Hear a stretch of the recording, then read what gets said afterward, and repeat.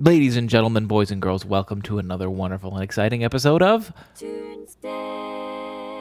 Tunes Dizzle for Shizzle. We are writing a new song from scratch. Today I want to do the opposite of what I did last week. Last week I played, well, I guess other than cutting up some breakbeat samples that I found, I played out the bass the whole way and like wrote that all out and played the guitar out the whole way, wrote that all out, added variety the whole way. I don't want to do that. Playing music manually like that, manually, I guess it's too much work. I want to let the computer just play it for me. Today's a lazy day, and I could do lo-fi. Lo-fi, I feel like is the ultimate lazy day, right? Because then you've done. Oh wait, I almost said I was gonna do. Well, I already put synthwave in the title, but I forgot. I haven't done solo piano in a while. Maybe that'll be the next one.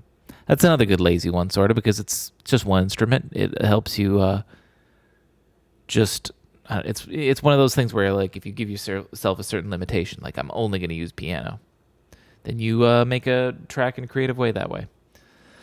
But we're not doing that because I already put synthwave in the title and I'm too lazy to update it. And here, there, and everywhere. Synthwave, like this style, yeah, I like it. I like it a lot, and I like it too because it's easy to play because I don't have to play, or more it's just synthwave and a lot of EDM is more arranging, and your computer performs the music flawlessly every time, but arranging is easy and very quick, so I don't mind doing that. Anyways, let's get into it. I'm going to bring in. I have a preset thing of synthwave drums, but I want to check real quick, just in case this is like, it would be Destiny, right? Front page, synthwave track. I love that. Recommended for you, and it's all just vocal clips. I mean, they're not wrong. Honestly, these all look great. I probably, in fact, I know I've used this one before. That's why I say they all look great because I already know I'm going to use that. But let's see if there's a synthwave, like a new one. Lo-fi hip hop, but we're not doing that.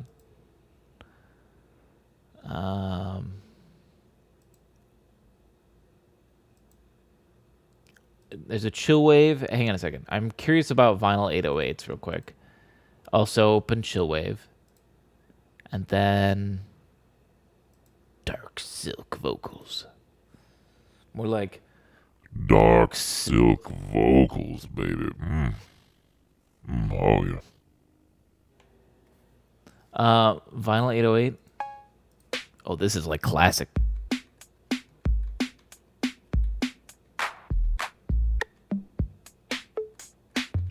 Oh, I've used Bullyfinger before. They make good things. I'm going to do this. We're going to like this one. So it's added in my pack, but I don't think I would need this for right now. VPS Avenger VST have synthwave. I don't think I have that. Avenger VST. I just want to hear these because these are classic.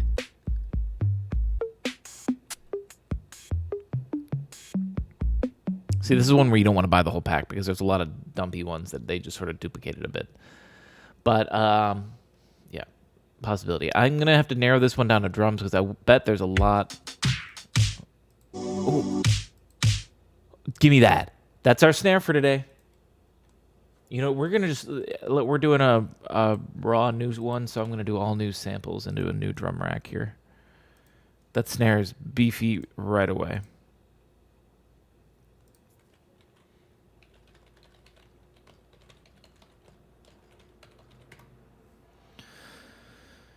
New library Splice. I haven't messed around at all in Splice with like, because you can like download plugins and stuff, or like rent them, I should say more. Bro, where's my freshest sample, bro? Hang on a minute.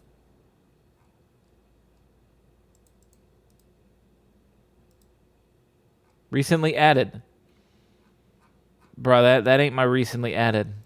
What?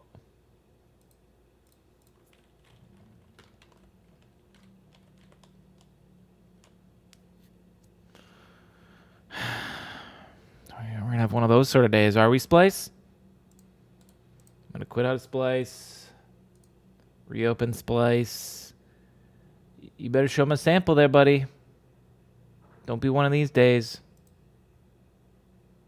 All right. It's good. Here we go. It just needed a quick little refresher. Yeah, that's a good snare. Why is this here? We don't need this. Put it there. Okay, we gotta go back up here.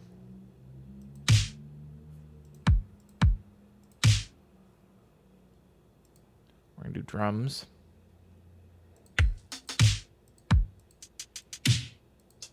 I could narrow it down to just kicks. Oh my god. There's a lot of really good ones. Give me that too. I thought I had the snare I wanted, but now I don't know. Let's keep going.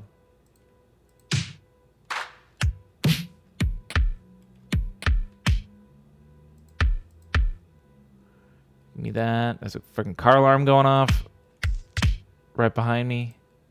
That's lovely. Love it. I just downloaded the Isotope plugin from Splice. Wait, which one? Isotope, I think, has a ton of them.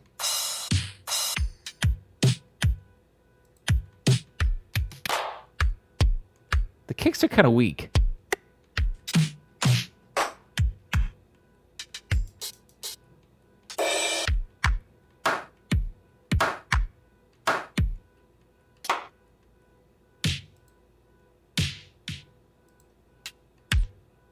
Oh yeah, the drum one.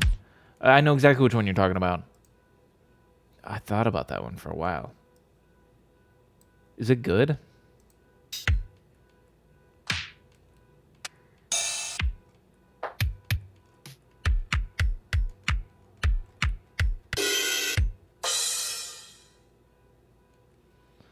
That's it. Okay. Let's see if we got... Well, hang on. Did we grab a hi-hat? Are there hi-hats in here? These are all pre-made ones. I just want one. Okay, never mind. We don't need a hi-hat sound. We'll get our own hi-hat a different way. Let's go back here real quick.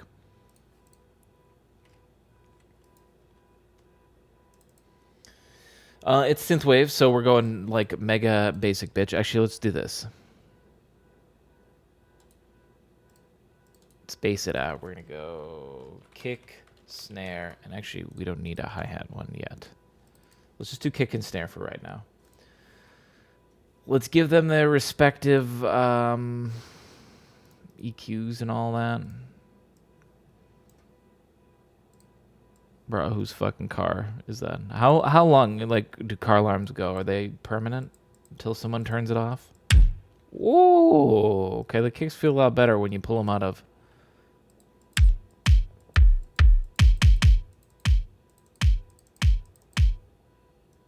Let's slow it down a little, like 110.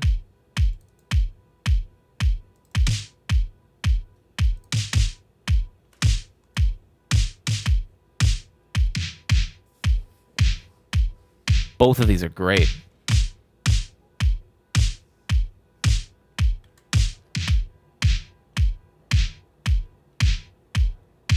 We're gonna go with that for right now.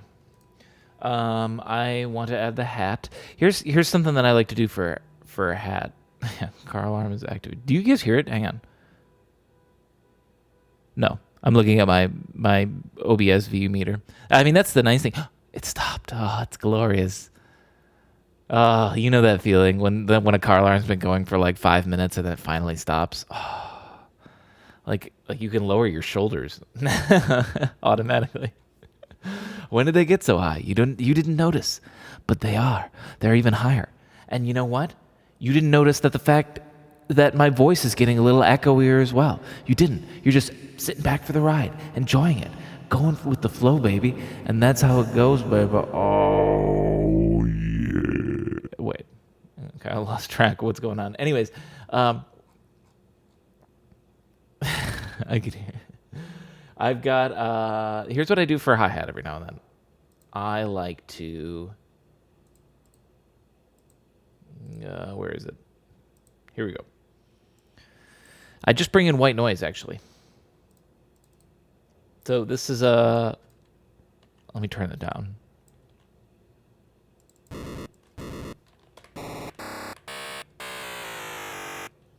You can hear the weird buzzy noises it makes, but if I just flip it over to this, now it's just pure white noise, right? And if I do this,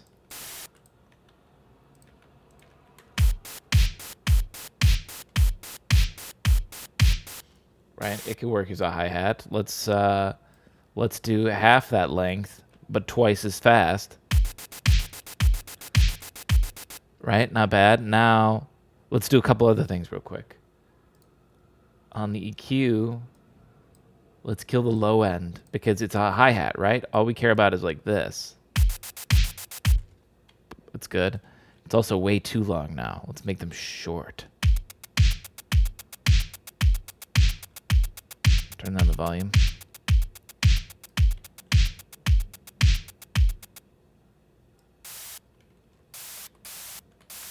And there we go. See, now we made a hi-hat out of just white noise, you know? And the fun thing with this particular, this is like a coin op. It's a pack that I strongly recommend. It was like $10, and it comes with all these presets to let you make really good chiptune and stuff. One of them is this noise controller that just is white noise, but this one actually allows you to choose. I guess it's the console chooser, but you can hear it just sort of changes the noise. So we get basically different sort of hi-hats. We could go with this, or we could go with that. I kind of like that one, interestingly. Or just the plain white noise.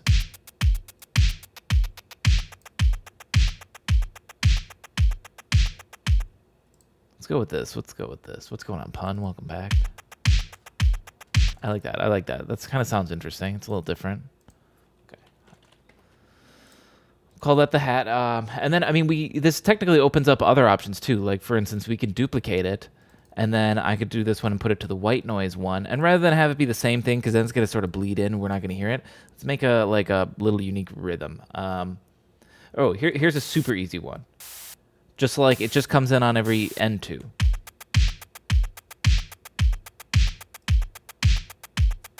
But now you hear that little extra.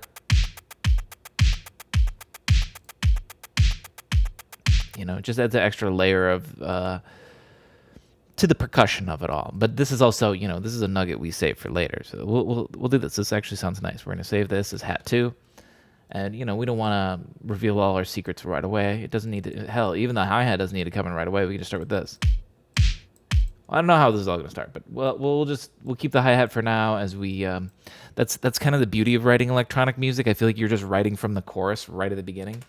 And then once you have that, the whole rest of the song is just how do you like rip it apart and stretch it out over 3 minutes or something. And then boom, you're done.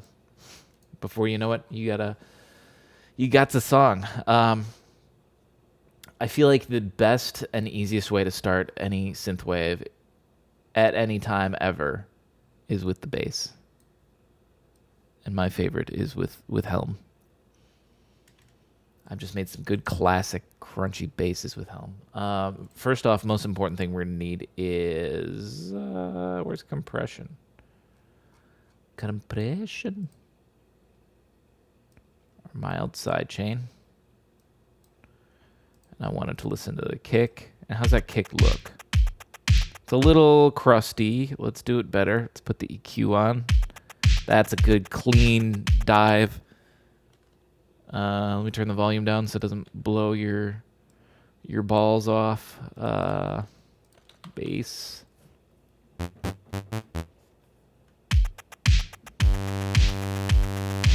Needs more intense. Like, we want to hear the volume get sucked down every time that kick comes in. So you just increase that threshold. Yeah, you feel it now.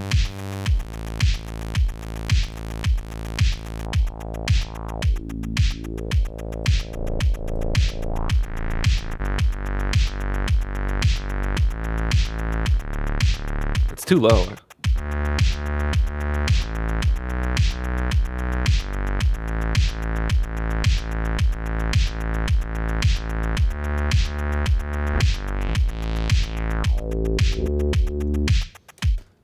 Let's see. I can do better than this. Interesting. This plugin. This is my favorite plugin for bass. It's just because it's so simple. But I've made some interesting stuff, and you can do a lot of interesting stuff with this. You hear that? That's how I've made. Where is it?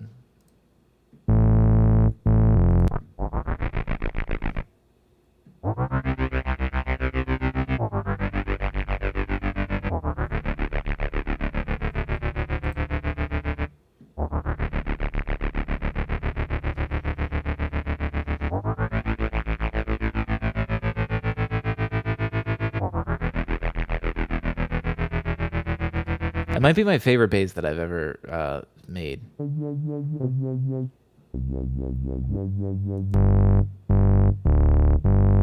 This is a classic.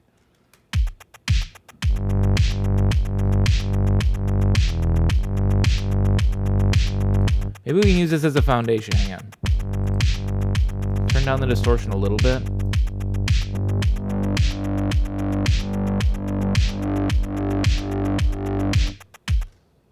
How do I get that wub in there? Think about it. It's an LFO. I have to think about it like manually. It would be like... wait, this isn't tied to anything else, right? This, but like... this?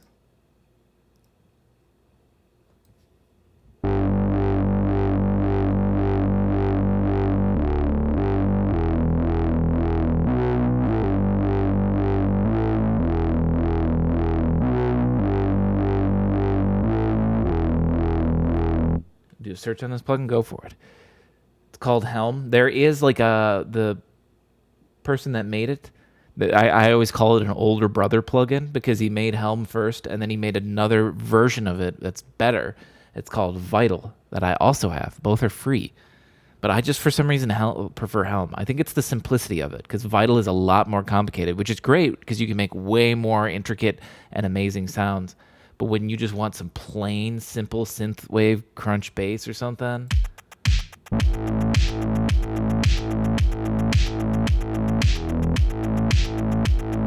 I like this little extra thing I did with the filter.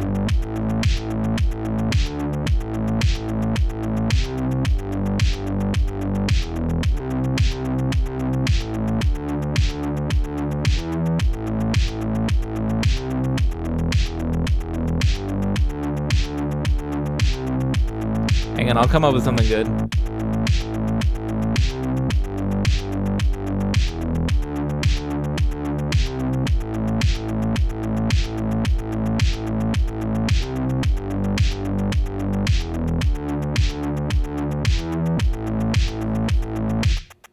Boom. Nailed it. Snapshot that.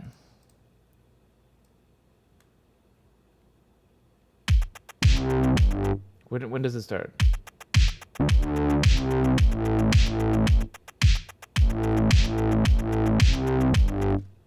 Watch. So we take this, pull it up, quantize it.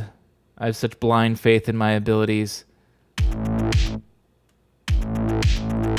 Oh, wait, hang on. Wait. I see what happened. It's because of the way that it comes in with the wub. It has to come in halfway on the beat. Because if I move it over...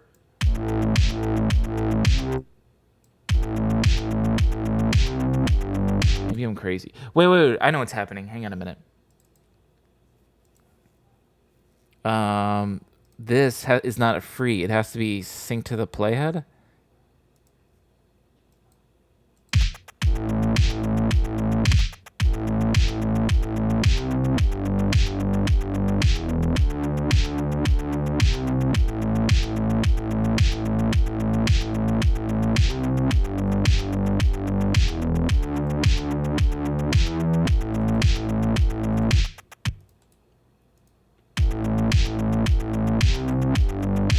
Hang on a minute.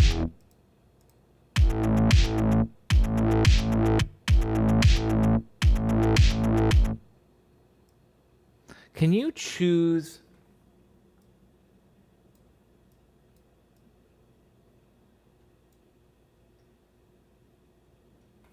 I was wondering if you choose like where in the LFO you start. Like, so if, for instance, if I sync this to the playhead, it is always going to start this flawlessly right here. I was wondering if there was a way I could start it like here. I don't think there is. I think you can actually do that on Vital, funny enough. But I can't do that in Helm. Because sync to the playhead doesn't do it quite right.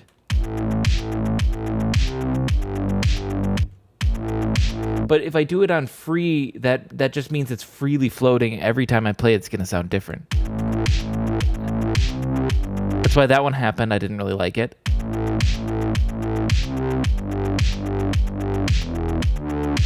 That one wasn't bad. But you see how it's different every time. So retrigger would do it every time. It's going to be the same thing as sync to the playhead, basically.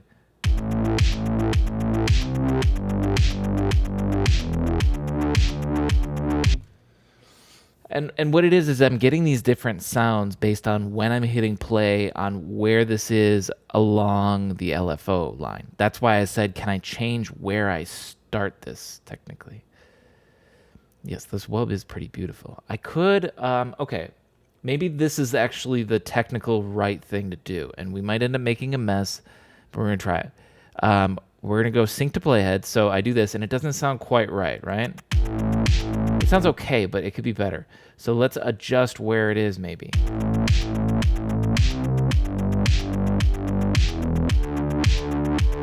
No, it's the specific LFO that it's going to.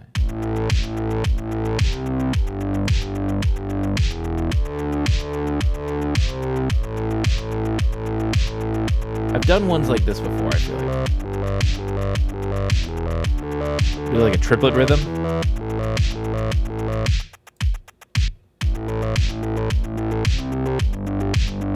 Ooh, this is kind of cool.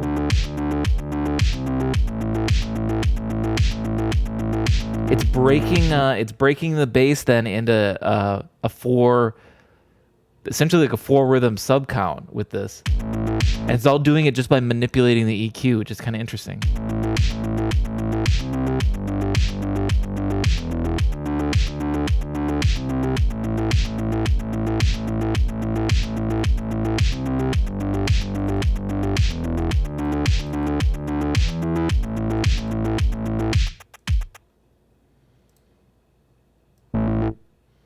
I always like to regulate in this style. I do. I love this style.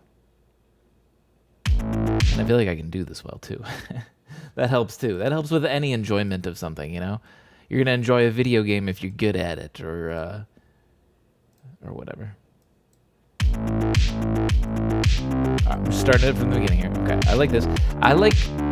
Let's do this. We'll call this one bass 4-beat.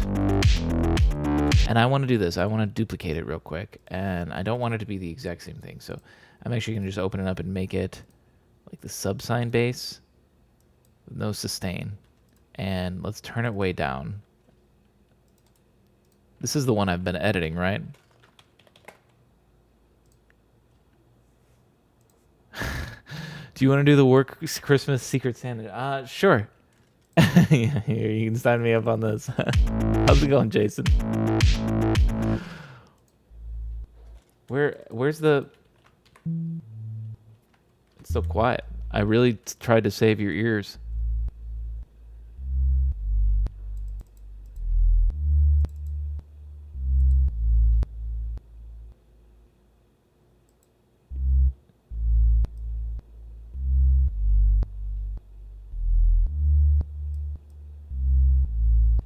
Trying to cut down on the clicks.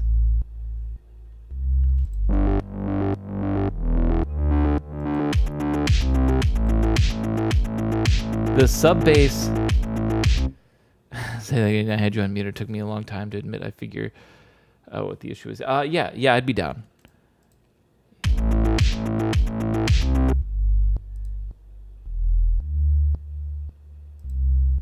Why the volume is so high on this? Why? Is it just the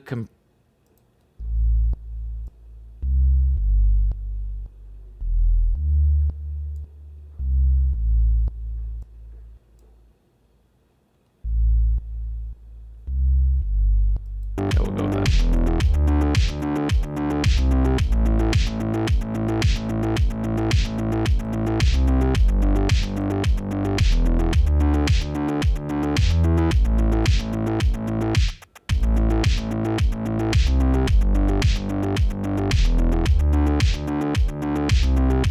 Bring this on.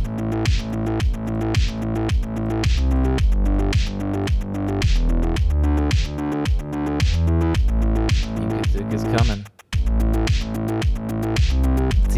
little hi-hat will be a nice little tool to transition to something else.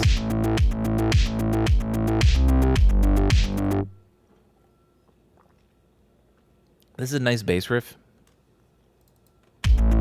It's interesting. It's a nice bass sound. I like how this is going so far. It needs something more than a bass now, I think. I'm going to do this just to help add some variety.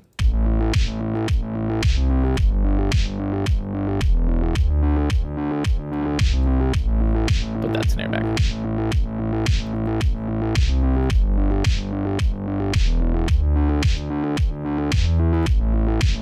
I'm gonna add Isotope Iris.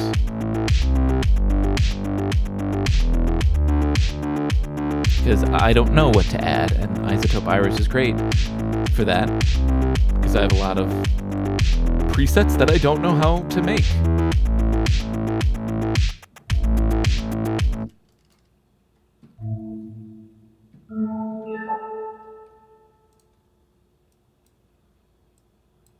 Oh, we should get some reverb up in this.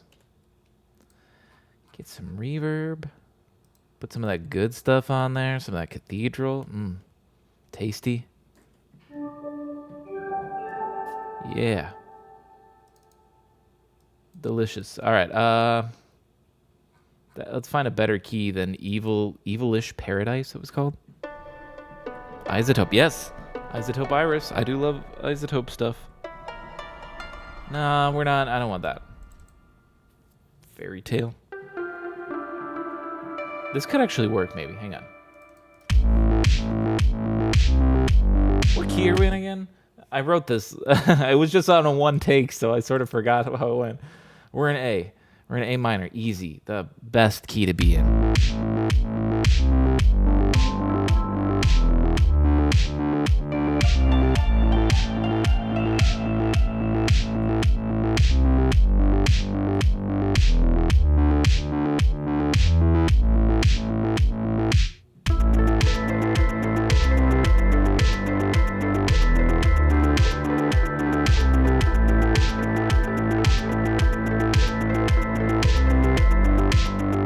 I feel like an ARP. This is not the right sound for that.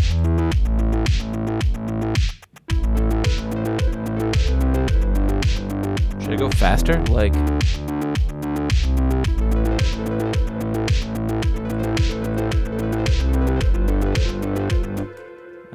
let's try that. Hang on. How fast is this?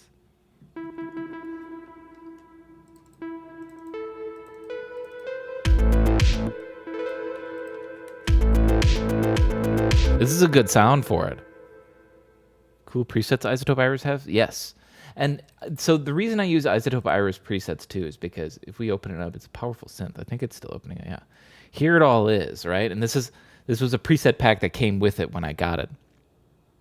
And so obviously, like all presets, you can choose it, and then I could go in and customize it in any little bit. And I understand what some of these things mean, like distortion and chorus and reverb and delay. Got it. What any of these really do, I know what gain is and panning and coarse. I have an idea. Looks like fine-tuning the pitch or something. This is what you basically choose a sample, and this is the sample right here. This is just an interesting way of looking at audio. I forget the exact what this is called, but it's a specific type of like spectral analysis of audio. I remember having to learn about it in school. And so like where these lines are like what parts of the audio, I guess, are being played, and it's ignoring other parts of the spectrum. So this is like a really advanced kind of EQ in a way. And then you're like combining it with the sample. So the long story short, I don't know what a lot of this does, and I don't know how it works. It gets a little complicated. You can see the sound going there, and is it designed to just like loop, or what's it going to do when it hits the end? Yes. I'm not sure. I don't really fully understand how it works, but that's why I like that it has all those presets, because then you don't need to understand how it works. And the presets come with macros. So it's like, oh, I understand macros, you know, attack and decay and crunch or reverb or chorus and all that. Yeah, I got it. And then you just add whatever Ableton effects you need to if you need something. Like for example, I need some sidechain compression on this. Not as intense as the bass, but let's put a little on and like ease it up a little, maybe.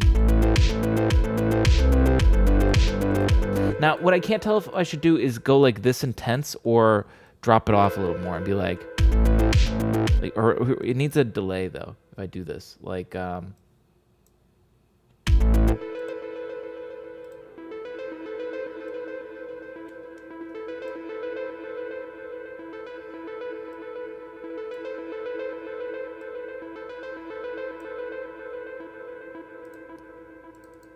let's make it twice the length. Mute this one.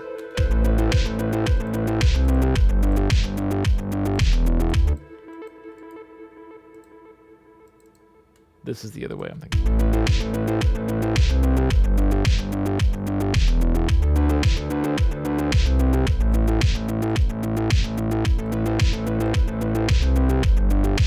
The thing is,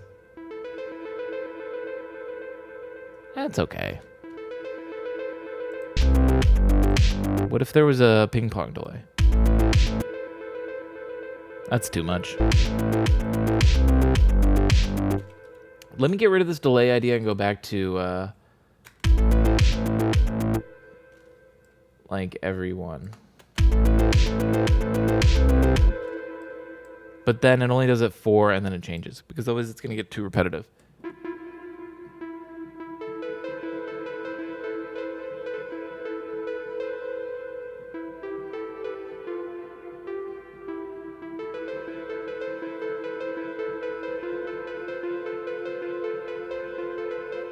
Okay, let's bump it up to an F.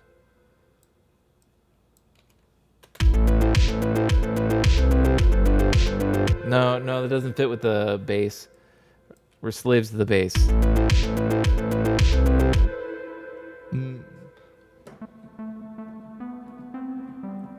We're on G. So if we do an F, yeah, I get why that doesn't work. Okay.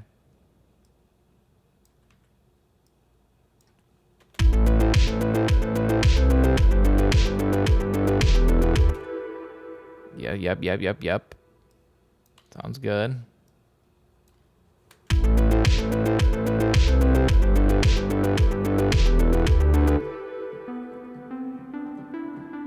Now we're on D. Let's just use D, F, G, A, like this. Right?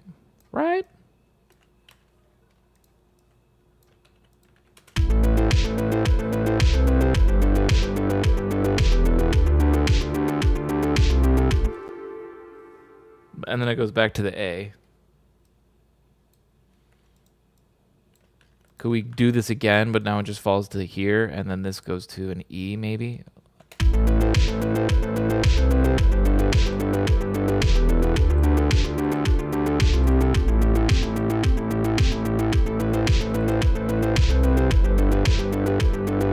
Not bad. Actually, I love this idea too.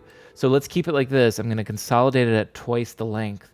What if the second time it actually changes? So first time it goes like this.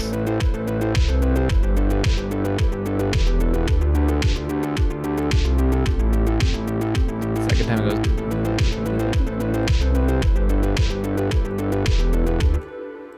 And then here it needs to go to a D, but instead we go up to an F here. Hang on, let me grab everybody.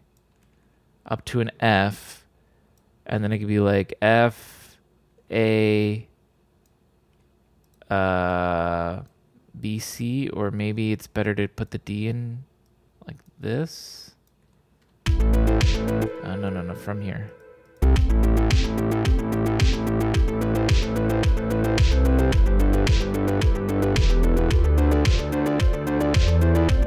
Yeah, that sounds cool. And then basically we'll just go back to this, but can I do like kind of a variation of it? Like,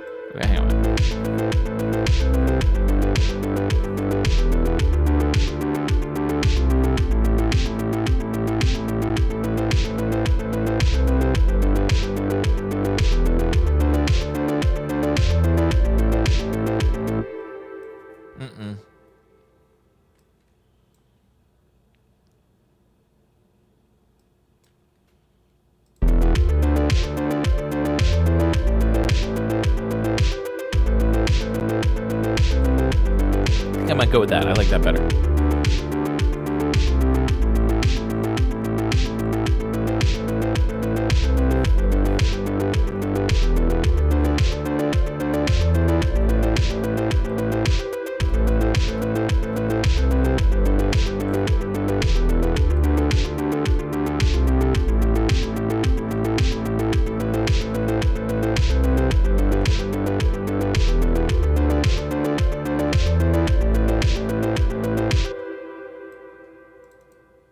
Yeah. All right. We're getting some good layers, some good structure. Where do we go from here? What do we do? I've just looked over. I've only been live for like 30 minutes or so. I can't believe how easy these songs fall together sometimes. Holy shit. Okay. Let's see. We got our ARP. Oh, yeah. I haven't saved yet. Let's save this. What is today? Today is the 22nd.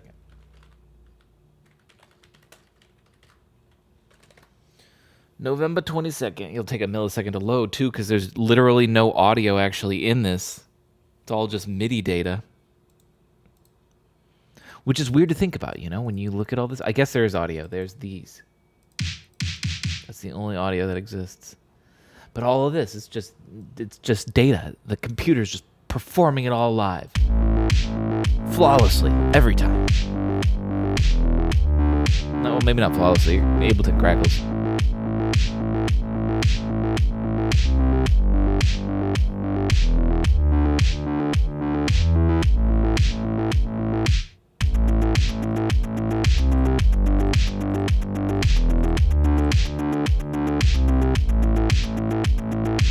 Add another isotope virus. Actually, wait. While that loads, I'll leave this one.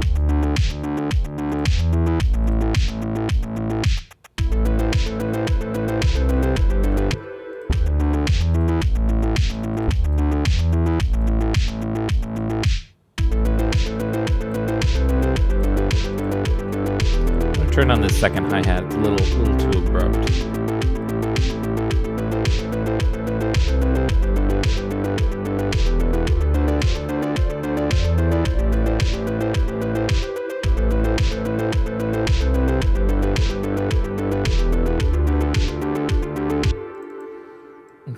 Okay.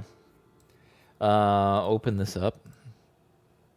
This has the best solo synth that could work for every synthwave track. I named it Solo Shit. I can't remember where I even found it. It's in one of the preset packs that I have. You just turn it down a little bit. But I feel like I could just wail on this. This is almost cheating, though.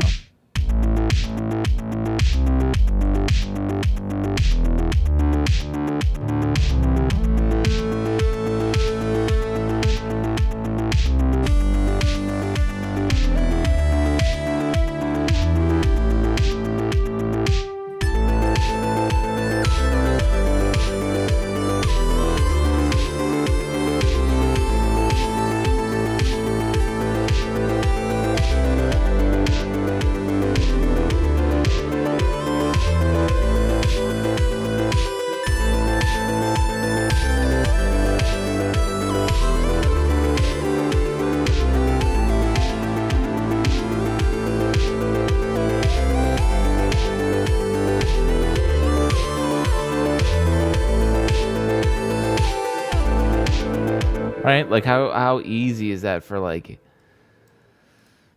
I don't know, anything here. First off, wherever we go right here, I want us to cut out and go to like a little bit of a breakdown.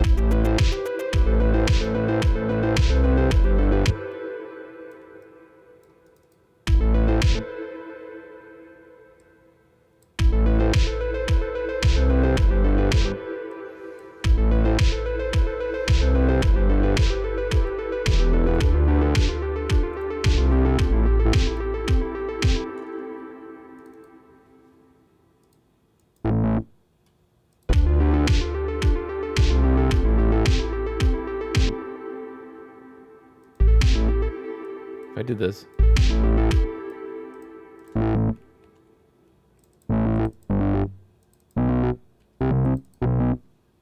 Is this gonna be too muddy? No.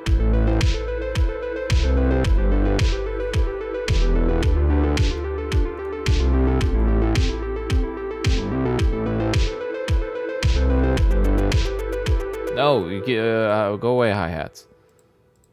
I'll call on you later. This is a breakdown part.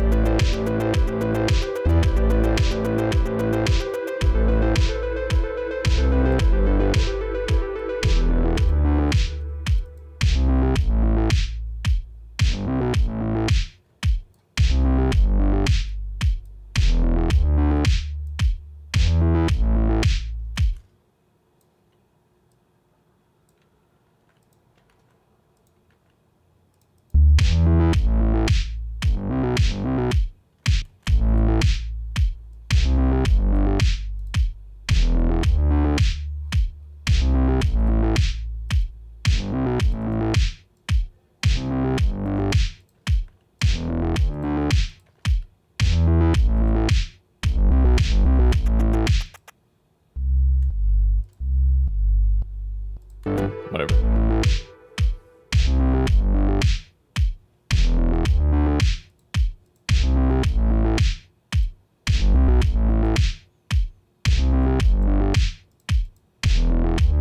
Might get too messy with the sub bass doing this too.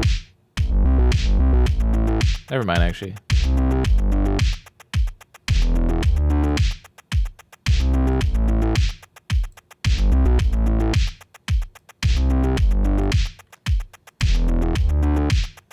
Just getting some structure to this whole thing.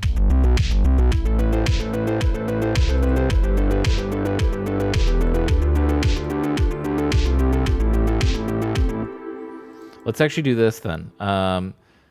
After this break, we're permanently adding in this part.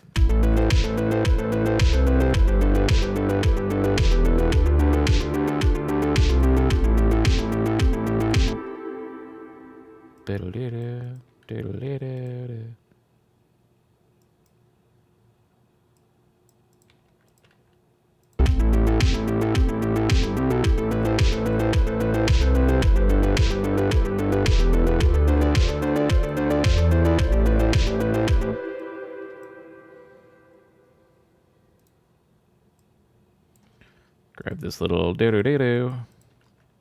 And then also copy this and put it on the sub bass. So we're doing the same thing. But now I got this extra new thing.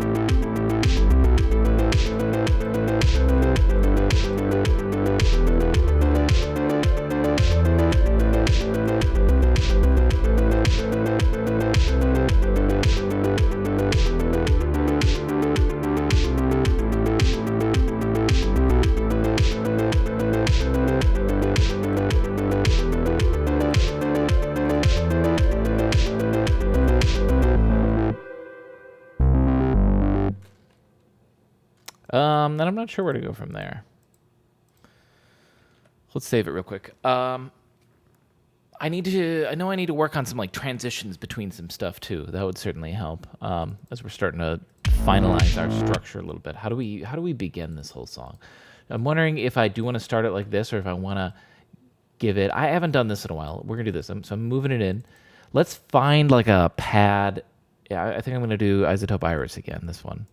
And I'm going to try to find like just a trippy pad to sort of open up with. Another week, another Tunesday. Welcome back, Fonz. Let's bring in this slowly. How does this sound? Okay. So what I want to try to find, and this is going to just be total random improv. Let's find one Dream Choir. That sounds fitting, right?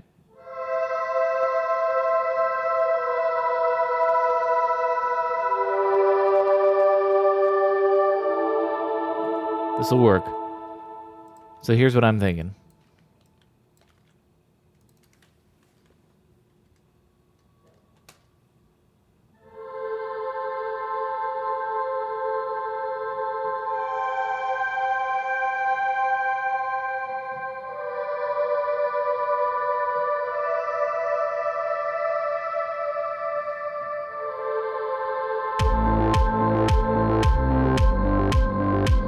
It's not going for as long as I thought it would. I was hoping this would just like hang forever, but it's not. It kind of dies out. Let me find a better pad. Damn you, Dream Choir. But I'm looking for actually something more like this, even. Just something kind of weird. Hang on, what if it was higher? Oh, I've used this before.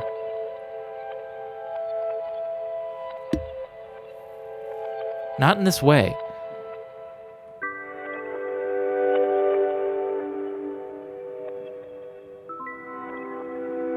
Can we lower the attack? Or...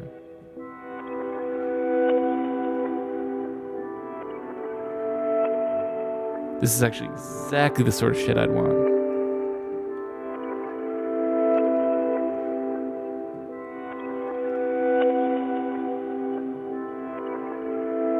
Though this might not fit the mood of this particular song.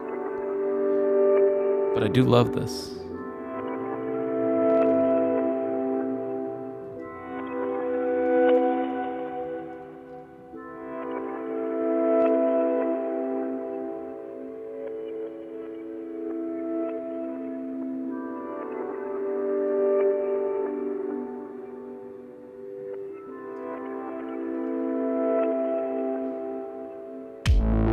Yeah, that's definitely not fitting in. It needs something way chiller. Not not the right vibe, but I do love it.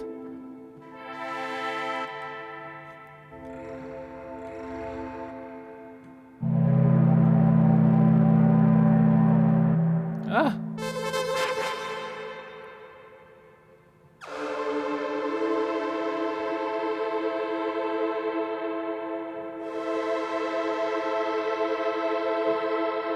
Maybe it doesn't need that big of an intro. It just needs something like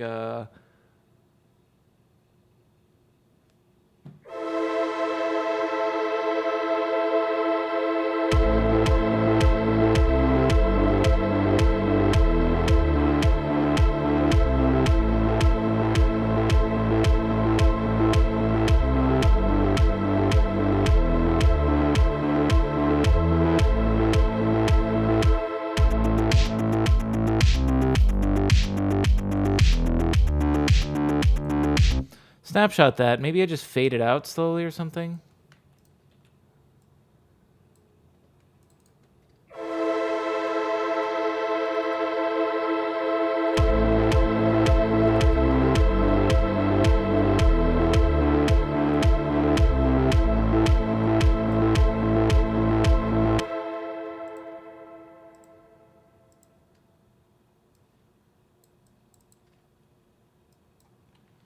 Just go forever. It's simple, but we can make it cooler.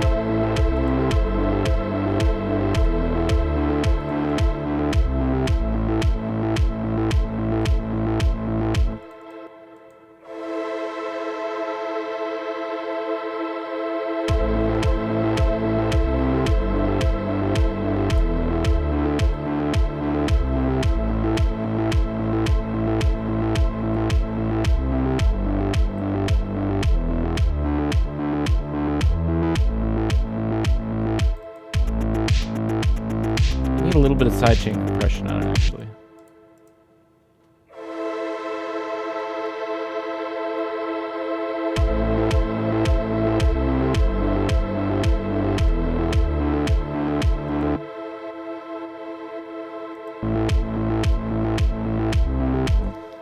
Okay, hang on. I'm not done with it yet. Call it intro pad. Put it at the top. I like put my intro stuff at the very top. Like reading a book, you know, you start at the top left. Wait, no, I wanted to put on this. No. Like, this is how I want to try to make it more interesting.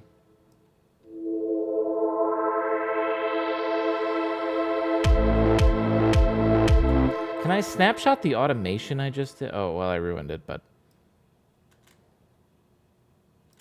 Do this. Oh god, what did I do? Stop that. Undo that.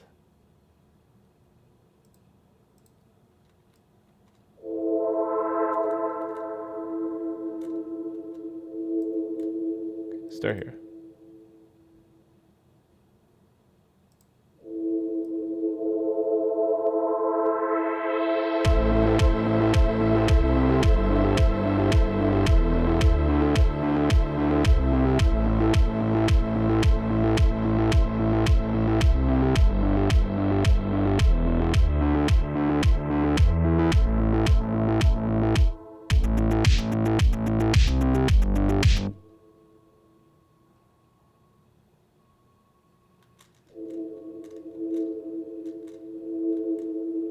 crazy. Am I hearing something or is someone's phone ringing? I'm tripping here. Hang on, I can do better than that.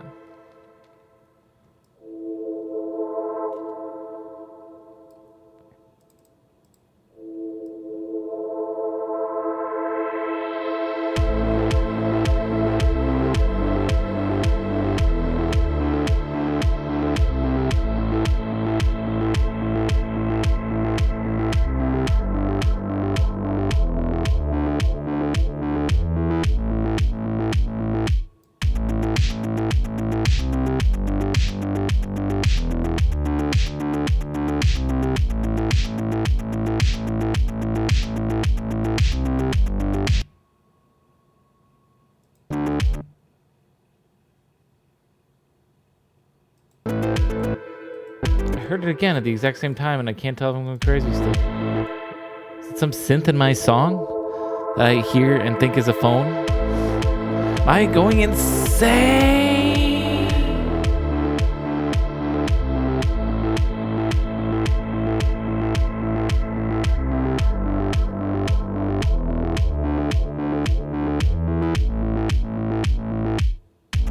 I didn't hear it that time. So I think it was just a coincidence I was hearing someone's phone at the exact same moment each time. Okay, but I like this intro now.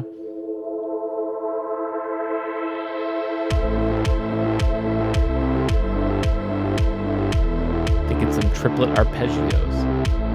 I wasn't. It might be hard to do triplet arpeggios just because the bass is so heavily, everything's actually sort of driven around the 4-beat so much. Is the bass has this LFO, which is just designed around four notches, 1, 2, 3, 4. So it's, even though it's one note, the EQ sort of makes this fake 4-beat. Then the ARP is all designed around 4. So I feel like having a triplet arpeggio might clash a little bit too much, or it's like, you can have what's that called? Polyrhythm, I guess would be a little bit, but I think when you have that many beats that close together, it can get a little bit messy and gets a little tricky. Like a 2 and a 3 would work well for beats, but when you get to 4 and 3, then it's like I don't know. Could always try, but I'm sometimes hesitant.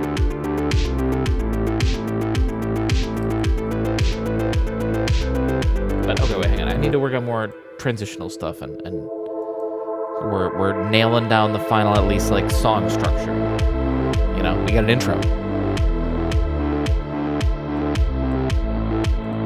What if I like the idea of this? Maybe.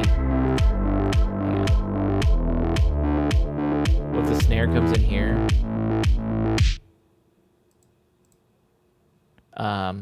In fact, we could do this.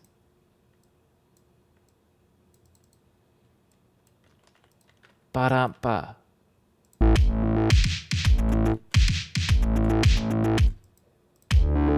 So, wait, no. Okay, start over.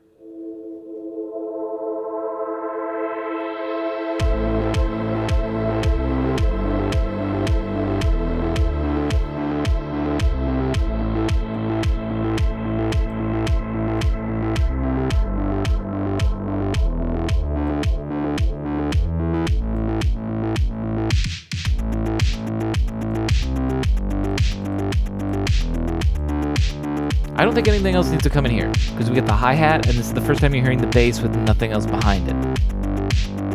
It's letting you vibe on that. But now here I have a pause. Actually, maybe this is good because this is like a pause and everybody drops out. Here, that's what I was sort of going for, but I don't. The snare sort of does a little roll. So that's definitely not a pause, but this is. Especially because we've had the hi-hat the whole time, right? We've had the so for that to just cut out is jarring.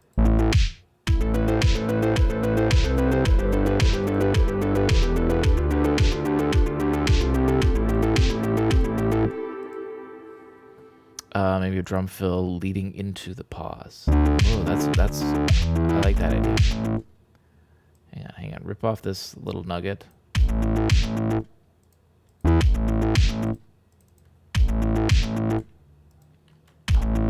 Dot, dot.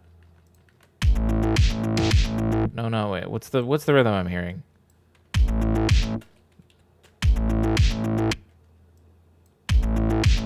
Is it a triplet thing? Hang on a minute. Wait. Oh, you're not giving me a big enough piece of the pie here. Oh, dear.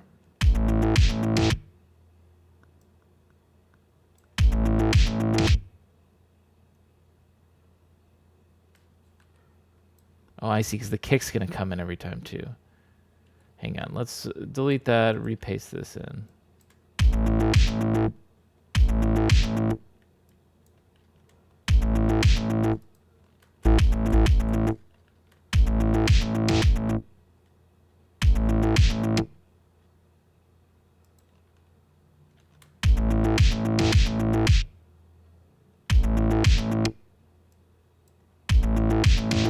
No, it is a triplet thing.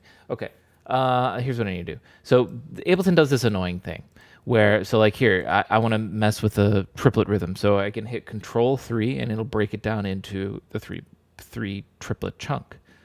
But well, I guess the best way to think of it is to break it up, because like this is too small. It actually is breaking up into 6. I'd like to scale it down more, but I can't zoom out any further. So maybe I just need to count it like this. 1, 2. So this actually goes here.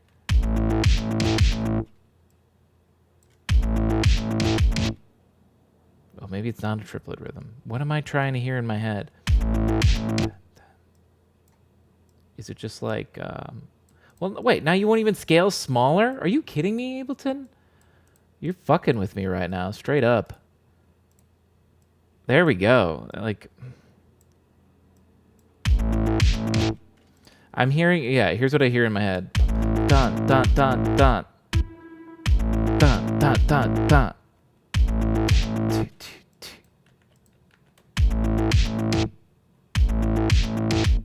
I think this is what's throwing me off. Take out that kick. Yes, it is. Hang on.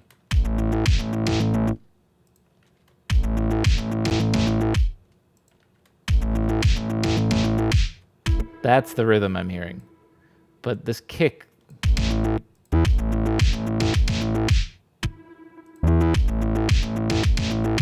I mean, I try to ignore the kick.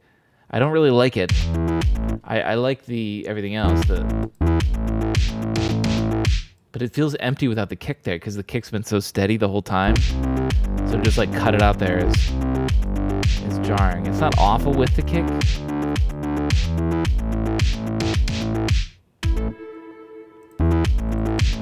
What if we scooted it over here or something?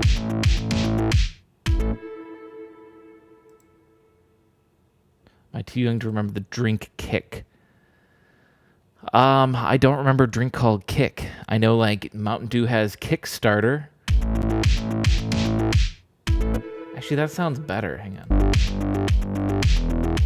We put another kick here too. Yeah, actually, I kind of like that. So the kick just matches the snare exactly.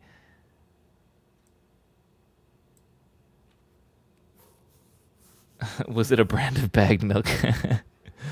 Discontinued in 2002. Okay. I mean, I still could have been alive. Or, I mean, I was, 12 years old then? So, I could have had some kick. Wait, what was it? Was it a soft drink?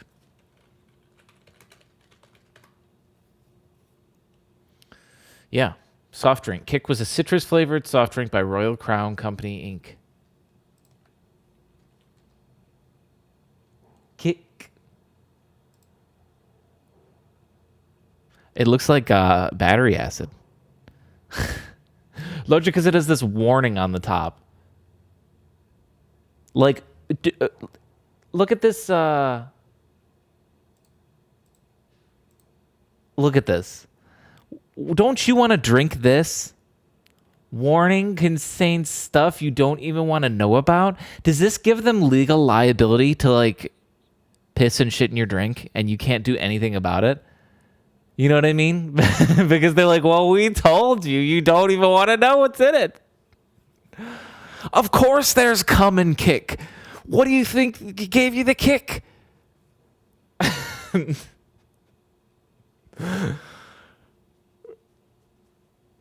I just can't believe someone will buy a drink that has this warning on it and would be like, I'm going to drink this. It contains stuff you don't even want to know about. What the fuck? Yeah, that's just 90s. Well, here was the drink I was thinking of, the Kickstart. That's the only kick I know of. Original Kick energy drink. Okay. Contains stuff that might kill you. Oh, the cool Lil Kick. Lil Kick. That's good. Oh man, what is this? Explosive new flavor of Kick. Through the time Sony had the "You Are Not" color red. I don't know if I know that one. But 90s marketing, that was a trip. They just did anything then, right? That was the gross out phase as well. Everything had to be just fucking disgusting. People want to buy disgusting shit. Let's make our game look, or our it was a skateboard. Cool. Okay.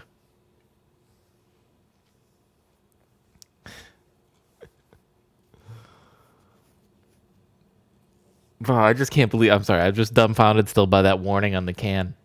I just can't believe they put that right on the can. They've created the ultimate loophole, like I say, for their soda, because now they have a free pass to put anything they want. They just put sawdust in there, and people will be like, "Oh, I'm gonna sue you," and be like, "We literally put a warning on our can. What do you want? What more do you want from us?"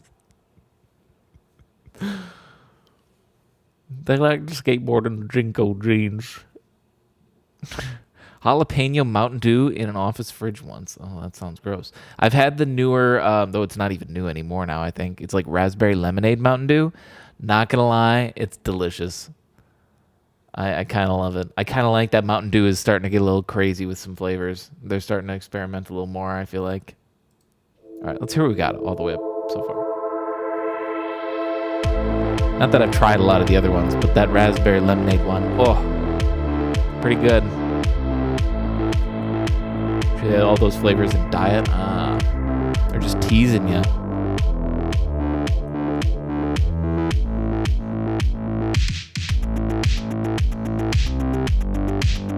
All right, I like that. I think we got the first 40 seconds pinned in.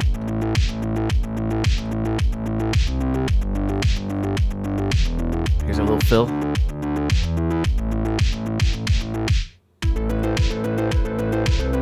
Yeah, something else needs to come in here, like a pad. Really simple, because the focus is the ARP. Is you going, ooh, 80s synthwave harp, you know, or ARP. It's a good ARP sound. But there just needs to be like a pad in the background now too. Like really, really mega simple. What is it? Oh, this is that solo thing. I'll save that. Actually, let me label it. This is for when I'm bored. I just click on this and go, okay, let's solo a little bit.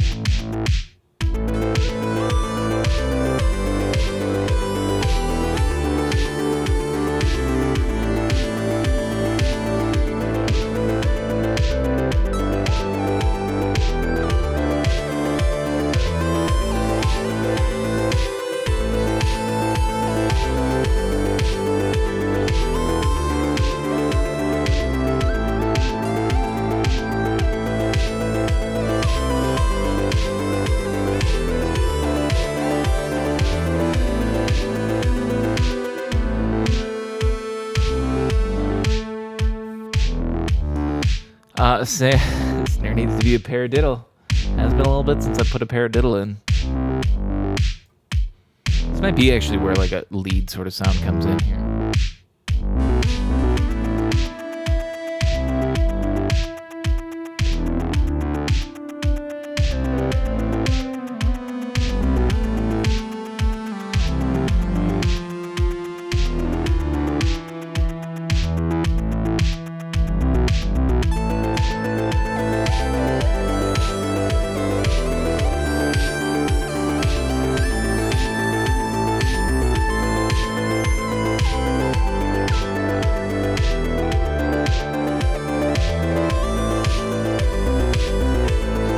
Yeah, it's too easy with that synth. Like, right? I just noodle around a little bit, and we got a song in seconds. All right, let's get something more permanent for this pad, eh? I've got a million pads here, but you know what? Let's find a new one, right? There's so many. Gentle pad.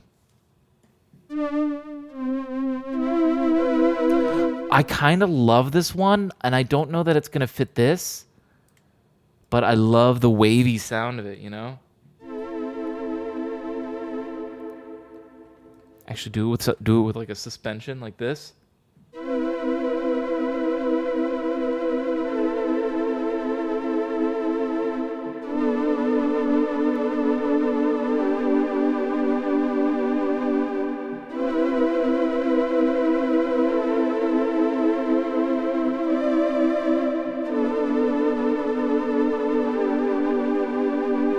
Okay, here's what we need to do.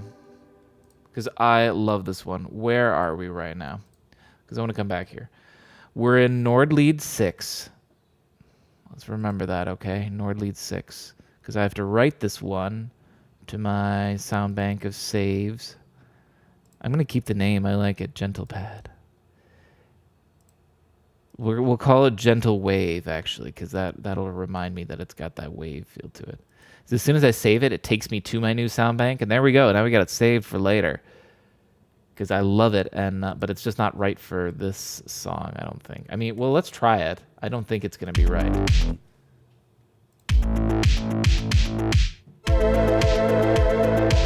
Actually, it's not bad.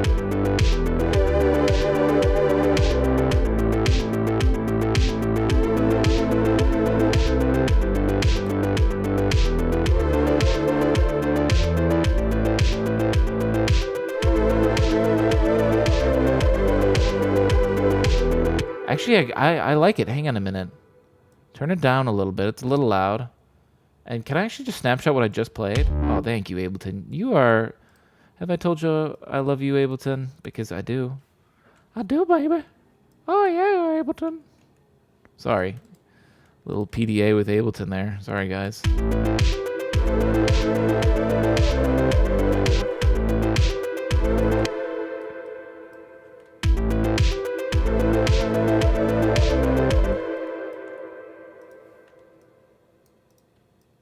I just liked how this sounded.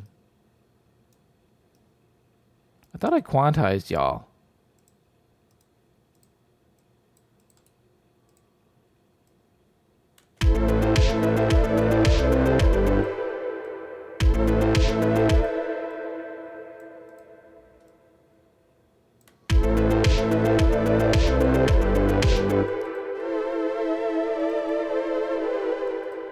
Is there, this is the sound, right?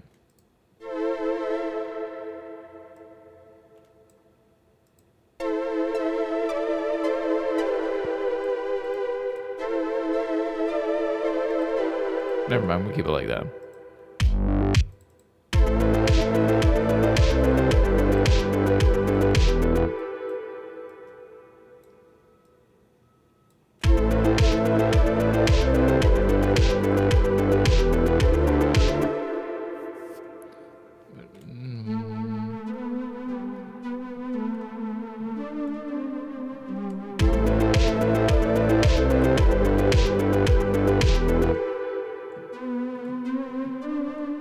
Does a D.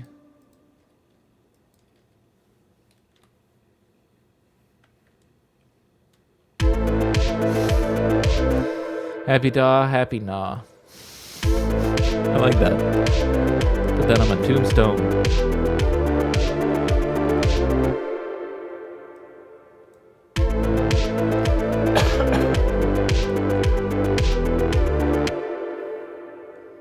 Is this right?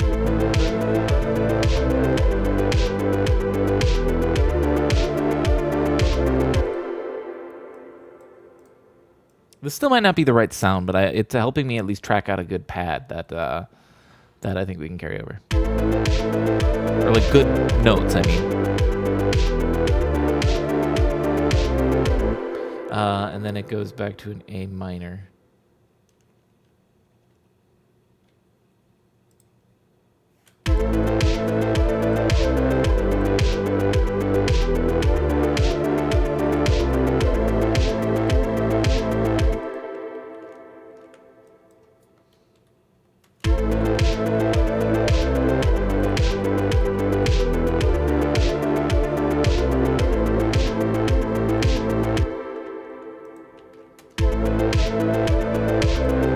Let's just do this.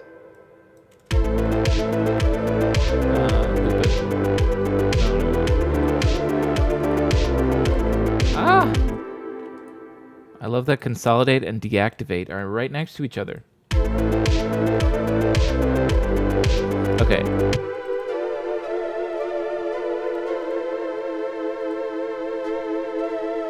It was Nord 6, right? Nord 6, gentle pad.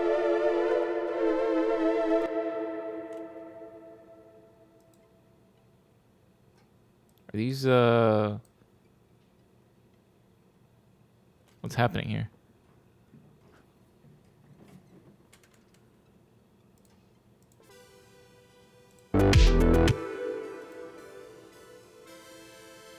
Why are so many so quiet?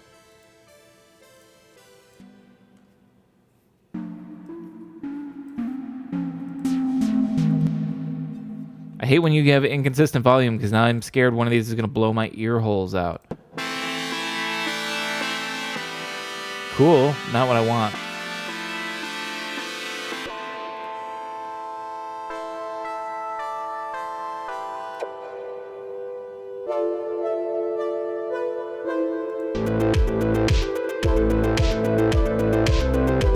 Neat.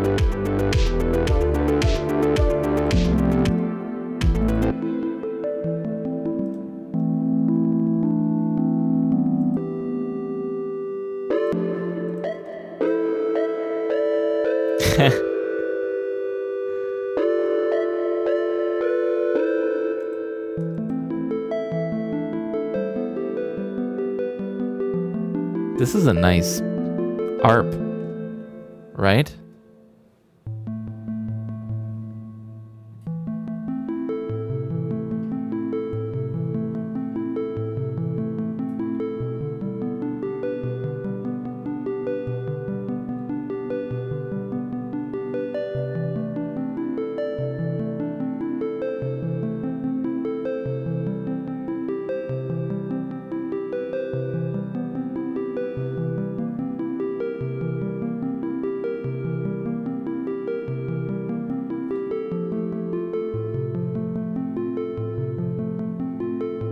Hard to play ARPs cleanly, right? Because they're just going to move on to the next note whether you're ready or not. So if you're off by one beat. Dead Mouser? Oh, is that what you meant by dead moist guy?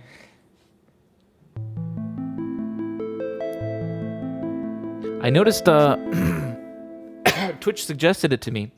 Deadmau5 is back to streaming on Twitch again. I think that's funny. Boy, I remember, do you remember back in the day when he put up such a big old stink about Twitch and he was just like, never again, I'm never coming back. Fuck these guys, I'm out. Look who's back. Bro, why are you back? No offense, Deadmau5, but like, why don't you like make your own website or go to YouTube? Why are you back on Twitch after like, that's the only thing I'm wondering about, you know, no offense to him in any other way, but that just seems like he's a total hypocrite or he just like, I don't know. I'm not familiar. No, he threw a big stink a while ago when, and it was the thing that like a lot of people got. What's the good way of describing butthurt about? It was the popularization of the hot tub streams and stuff, and when everyone was sort of like, oh. Fucking Twitch has just become a soft core porn site, blah, blah, blah. Oh, I'm embarrassed to tell people I'm a Twitch streamer. It's like, don't tell people you're a Twitch streamer then, dude. I'd be embarrassed to tell myself a Twitch streamer anyways, too. like they're saying like as a business contact, like at meetings. Yeah, like, yeah, dude, when you're at a conference and you're meeting real people with real jobs, I'd also be embarrassed to say I was a Twitch streamer, whether or not it's a softcore porn website or not. Think of a better way to describe what you do than Twitch streamer. That's my advice to people that were butthurt about that. Didn't enforce the rules against people they found attractive, yes. And so Deadmau5 threw a big stink about that because he's been banned multiple times, because he uses slurs constantly and does horrible things to his viewers. He got banned, big shock. And then he just threw like a big stink about like I said, like when that controversy came out, when a bunch of people were throwing big stinks, and he was all like, I'm leaving Twitch and never coming back, they're a garbage website, blah blah blah, and he threw his big old stink. And I just thought it was funny that I was scrolling through the other day and Twitch was like, hey, you should watch Deadmau5, and it's like, what's this dude doing back here again? Like, throw your stink about Twitch, dude, if you want, but like the fact that you're right back here again, it just shows that I don't know, it says something about your principles, your values, what you care about. Like, I guess the best example I can think of is that when I found out some of the shitty things that Facebook was doing, I stopped uploading my stuff to Facebook. And sure, like the first 4 or 5 Tunesday albums, because I've been doing this for like 8 years now, is up on Facebook. But I have not uploaded to Facebook at all, and I'm never going to, never ever. And I don't care how much every time my distributor's like, you forgot to include Facebook and Instagram in your list. No. Because I fucking hate the company, I will never do it anymore. Never. The only reason I don't remove my stuff from Facebook now is because it would have to remove all my stuff from I can't just choose specific stores to remove my old stuff from. I would have to remove it all and then re-upload it. And that's going to be such a pain in the ass. Not to mention I'd remove my stuff from so many people's playlists. And then they'd forget and lose it and find it. I don't know. I just sort of leave what I have up there, but that's my little Deadmau5 rant. That you just made me think of that when you brought him up. I was very surprised to just see him on Twitch again. I thought this dude had enough of this platform, but apparently he's back. He came back on his hands and knees. No, I don't know the situation of him returning. But I know it probably wasn't a contract. I'm willing to bet Twitch didn't pay him to come back.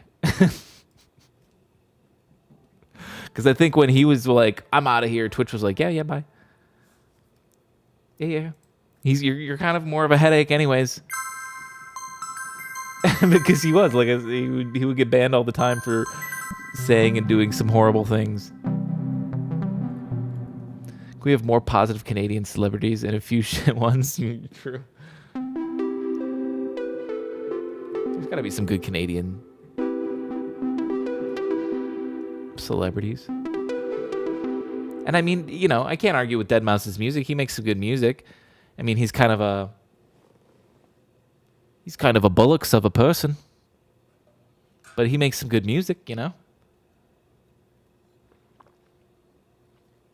Kind of I don't know. I'm stop ragging on Deadmau5. Ooh.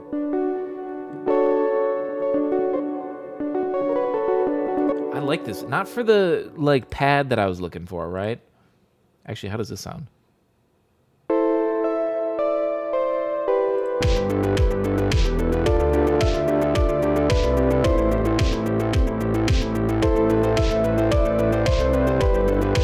It's not bad.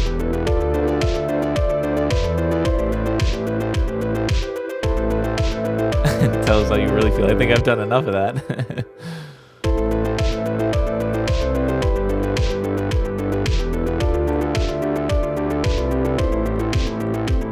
I'm trying to start Twitch beef. I'm trying to start Twitch beef with Deadmau5. Yo, Deadmau5, fight me. We're gonna start a boxing match.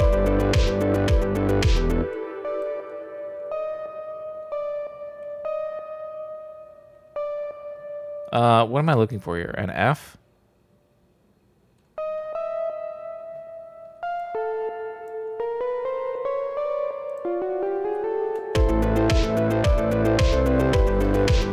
I'm just chasing clout. Just chasing clout, just chasing clout.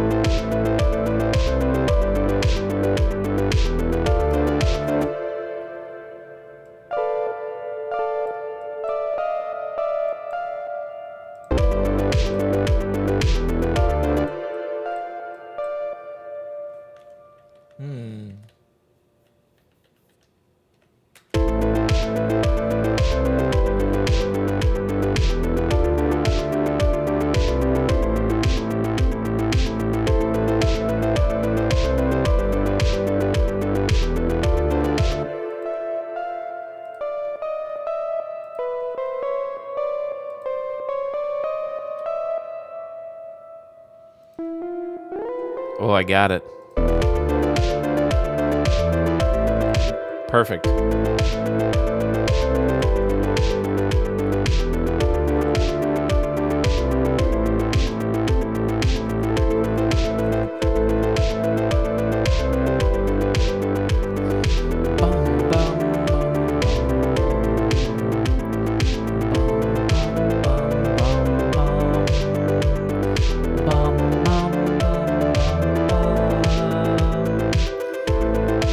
Yeah. I like that. Hang on. This naturally has a break in it. I left it in. Let's actually get rid of that. Oh, hang on. Wait. Undo what I just did. Because I think we're going to want it for some of this.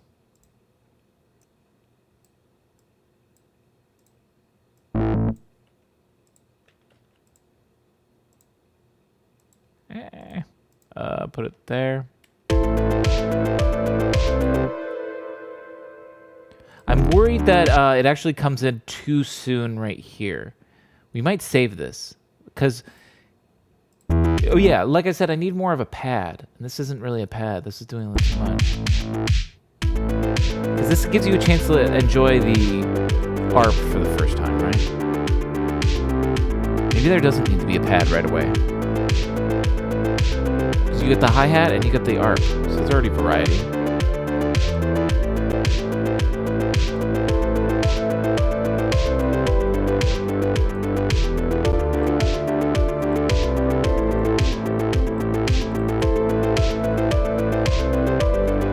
Chords? Question mark.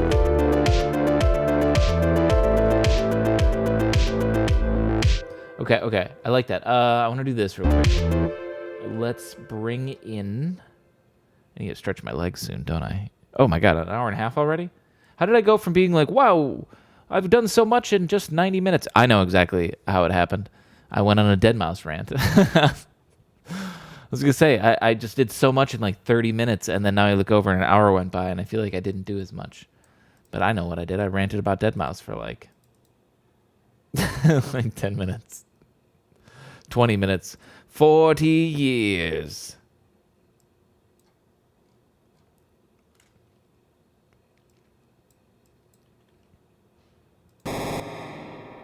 I'm going back to that noise. Right? But we're going to use it as a tool now. To transition. So we just make one long noise here. Let me just call this one noise. Let me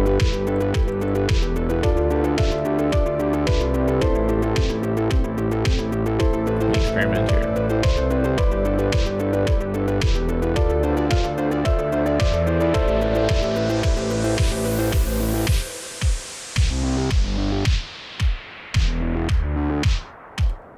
I don't know if we want to do that or if I want to immediately go and then like cut it out.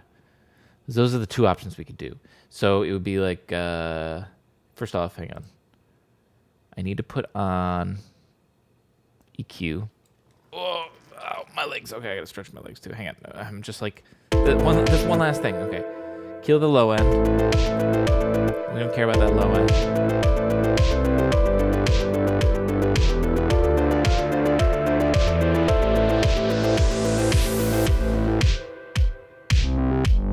So we can do that, right? Where it cuts out. Which I kind of like, because then we're left with just the raw bass, kick, and snare, right? Otherwise, you just got this, like, hiss, which is not bad. It's sort of living in the background.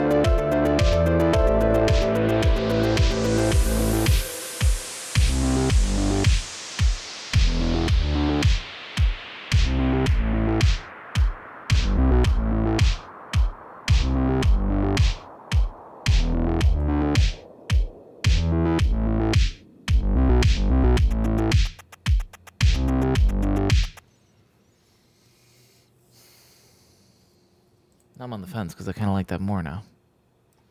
Oh, what was me?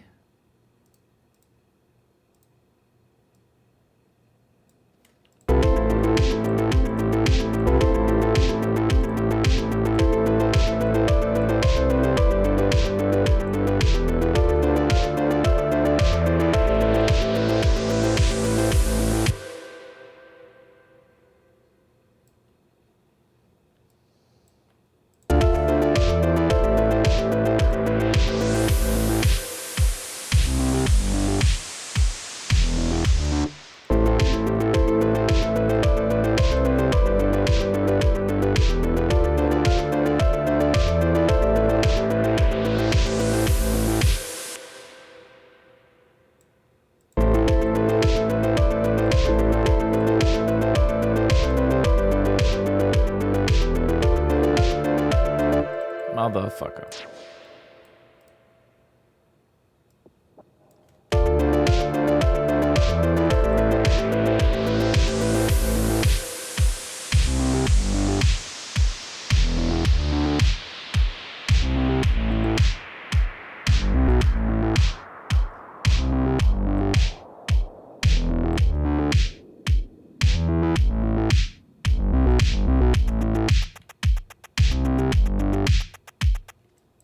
Let me hear again.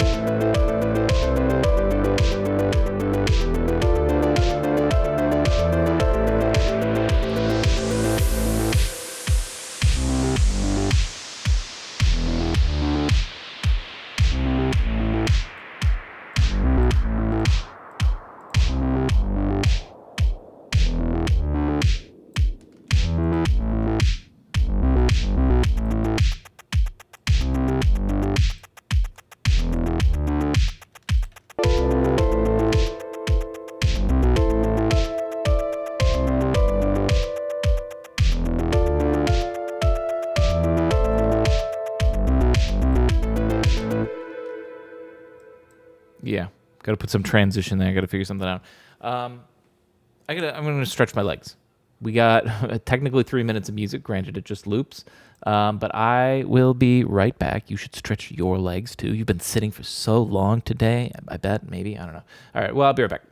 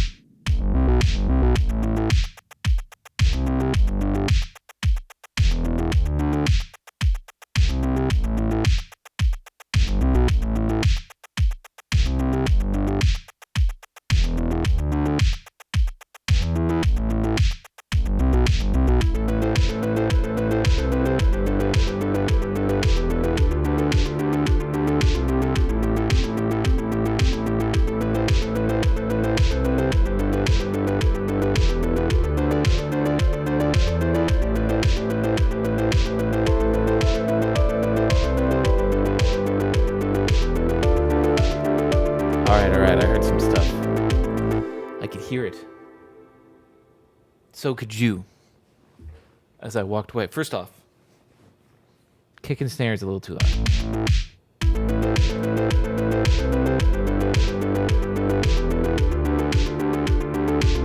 Just down a pinch. Second off, this spot right here. I'll put on a shaper box.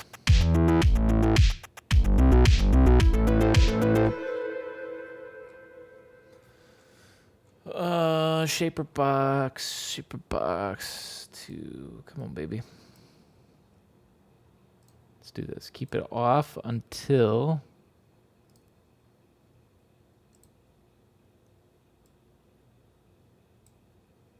right here.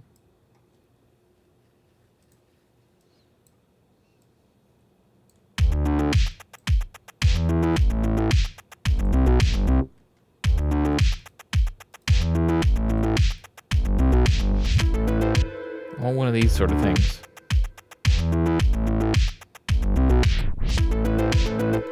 Maybe that one. That one sounded kind of cool.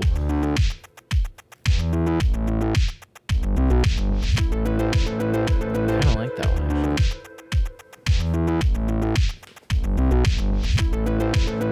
actually. I like that one. Which is better, that or this?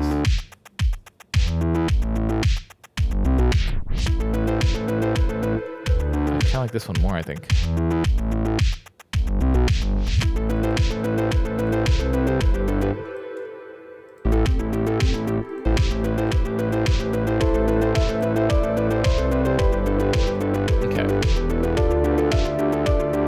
You want to hear the difference? The other one, one of them just does a straight reverse of it. The other one sort of sounds like a record slowing down. One of them just does a straight, yeah. But it's not a dramatic difference.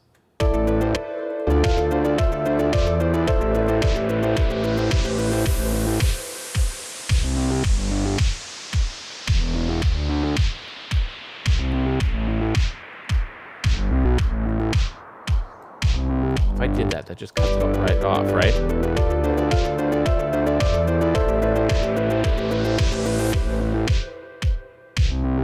That was the other way of thinking about doing this, is it just cuts off instantly.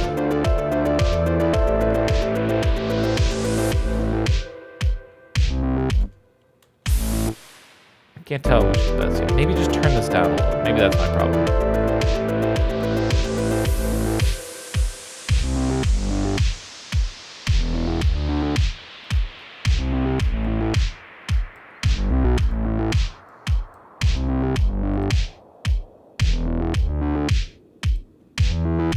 Maybe that's when this gets brought in. Actually, hang on. I like this idea. Let's save this part and not have it come in over here. Maybe I can think of something else that comes in this halfway point. We'll see. Put that on hold. But I want to bring in this pad right here. But I also want to do some fun stuff with it the first time we hear it. First time we like cover it in effects.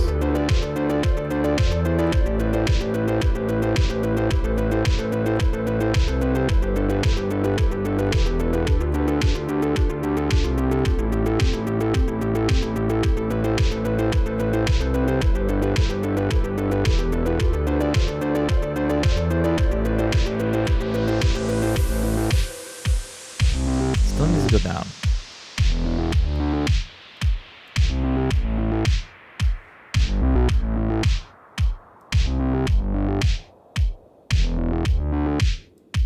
I'm guessing where this is gonna go. Let's hear how this sounds. Sure. Oops.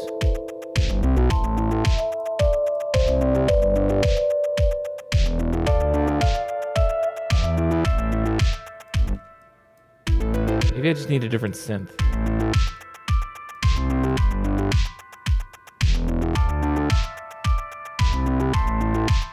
That doesn't really fit.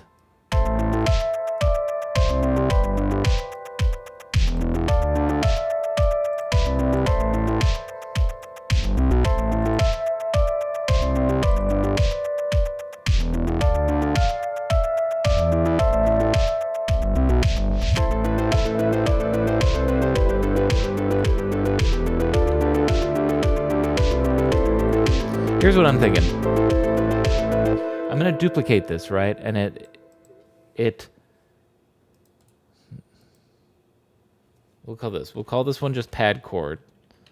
And this one, what do I call this one?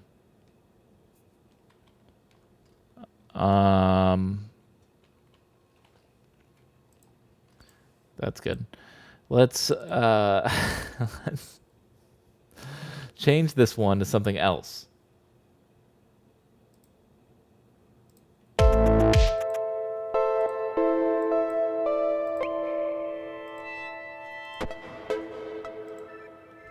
Hopefully they sound good together.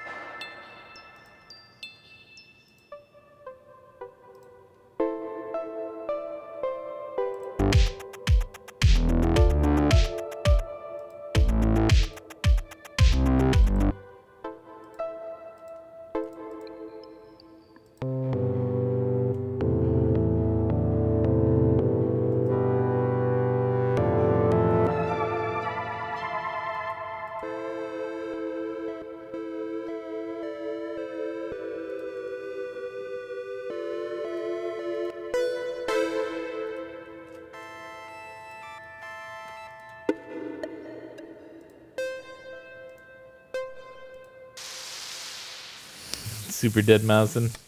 It was a little bit.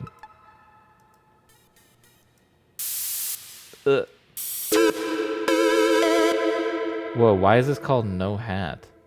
I kind of like it though. Hang on a minute.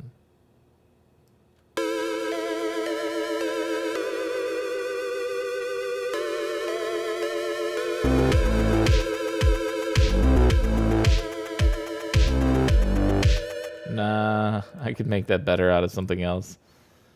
It's a mess. Let's go to a different pack. In fact, let's go to someone other than this Nord lead.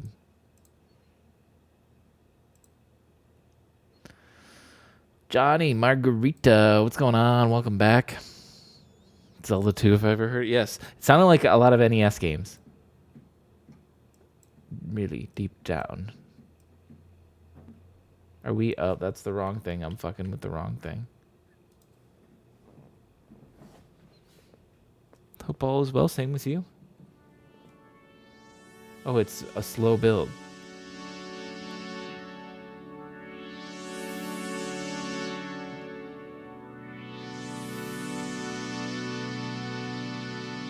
Cool.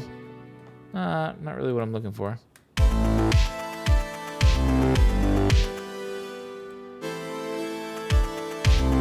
Guess we can literally hear what it sounds like right away.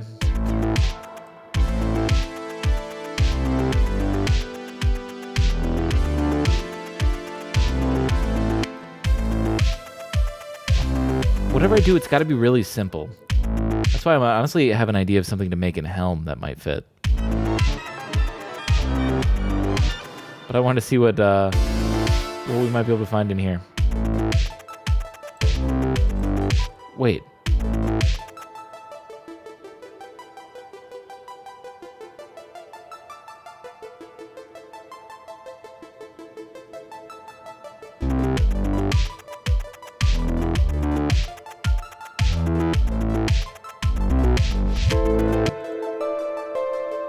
I like this a lot.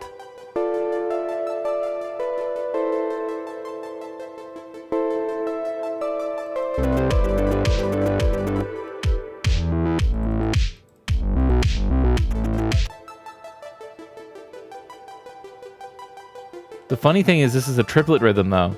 1 2 3 1 2 3 1 2 3 1 2 3 1 2 3 1 2 3 1 2 3 1 2 3. So we were hearing that triplet on 4 that I was so hesitant about before. Is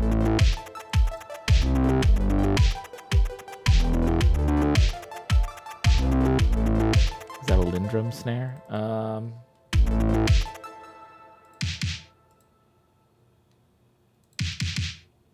I don't know. I got it from this pack. Synthetic Days. Chillwave and Glow-Fi. Glow-Fi. I like that.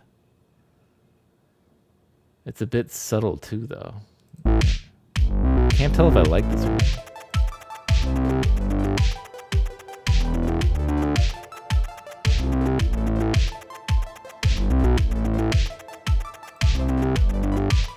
Subtle's not right the word. Okay, let's try. So it is triplet. You can see that.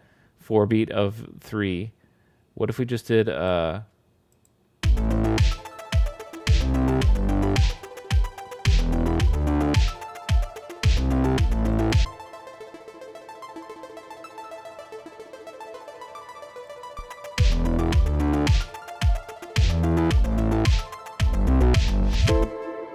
that's not bad too.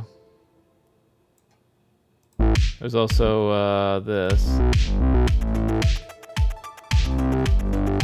It's a little too slow. What does this sound like? This is a weird one. Yeah, it's not the right thing. So the question becomes 16th or triplet. Yeah, let's hear triplet again.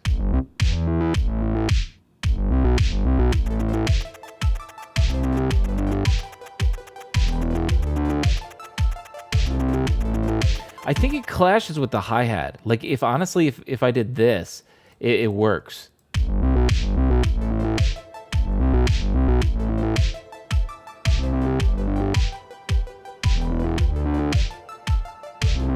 That actually might be what we do, because this lets you sort of like, I don't want to say suspend your disbelief, but it lets you pretend that it's in triplet, even though the bass is still actually hard representing the 4 count because of the first note is do do do do 1 2 3 4. But I guess it's because it's not like a bass note, like hard hitting 4 times. The only reason you feel a 4 beat is because the EQ of the bass is being shifted on every 4 beat. That's why it feels like that. But then sort of just becomes how the bass works. But yeah, I guess the hi-hat was just maybe a little much. Maybe, here's an idea. We keep the basic 2 hi-hat in, because this is half the amount of hits. Maybe? Let's try it.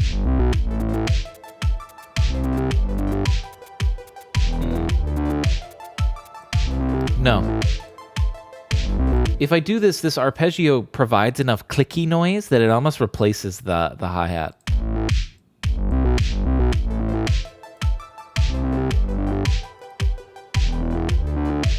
The tough thing is, once we get to the end here, do we switch it to a 16? So it's not confusing and it fits in with everybody again. I'm tempted to, because I could just do this. This would be the easiest way to do this. Here, let me start labeling these then better. Trips, quads. By removing the hi-hat, you're kind of creating a 3-2 feel instead of a 4-3. A little bit, yes. Because the kick and the snare are the only other rhythm that's still going, and they're more on the 2 rather than the hi-hat, which is the 4. So you're right. You're hearing it in that sort of regard. And I feel like 3-2 can work well, but 4-3, it can also work if you do it right, but that's where you start tiptoeing on the edge of it getting a little muddy and a little messy. And there's just too many rhythms and it gets too confusing. So let's see. Triplets, we don't need to change anything. Quads, open this up and we're going to change here to 16th note. And then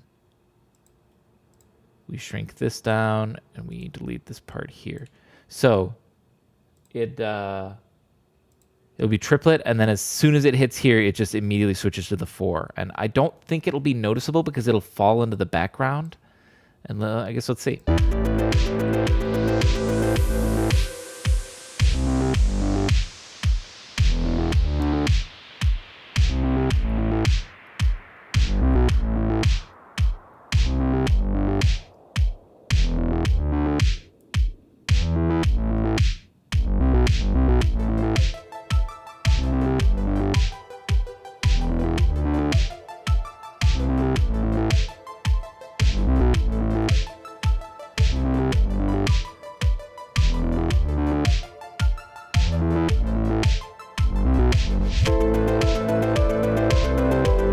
Oh no, it's noticeable.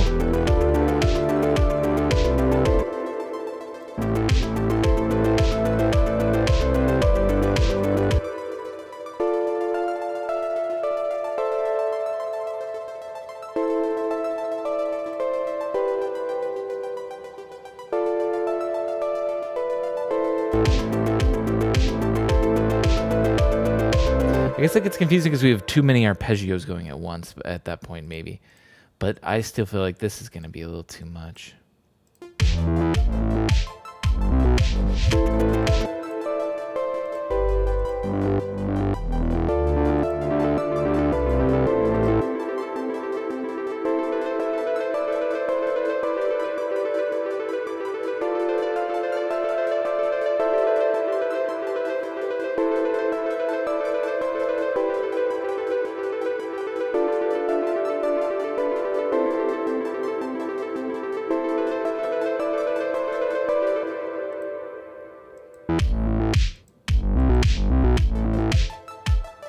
The other option is this doesn't go through, doesn't carry over into the chorus. I don't know.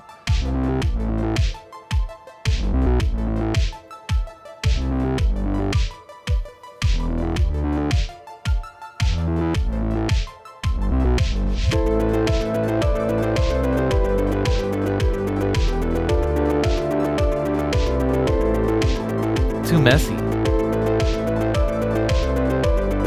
know what I mean? I can't carry that on. It gets too messy. Let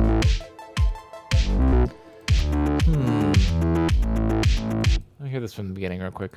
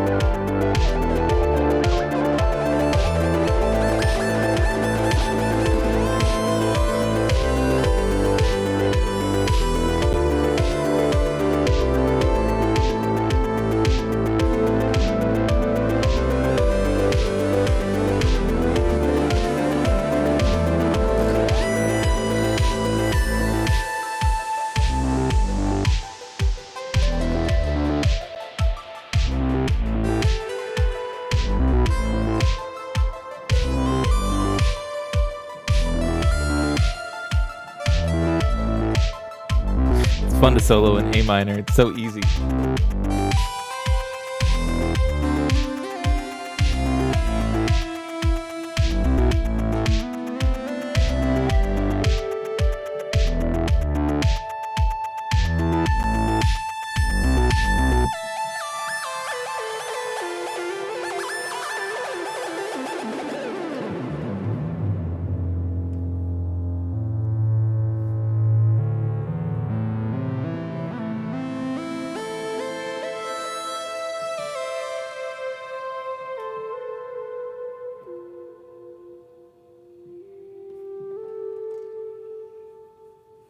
All right.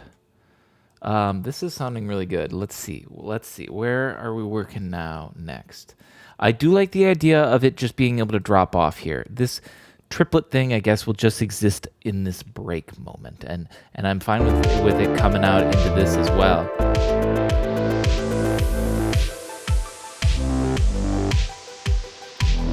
I'm like going right into this immediately, instead of like holding off like we did here and it doesn't come in until halfway.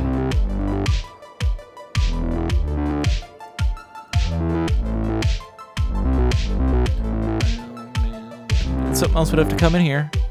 A new halfway point.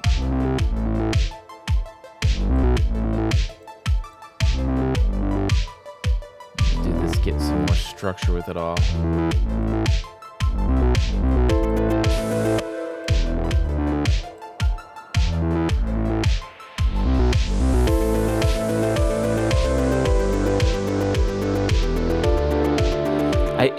It works well coming out of here because my transition sort of stops this.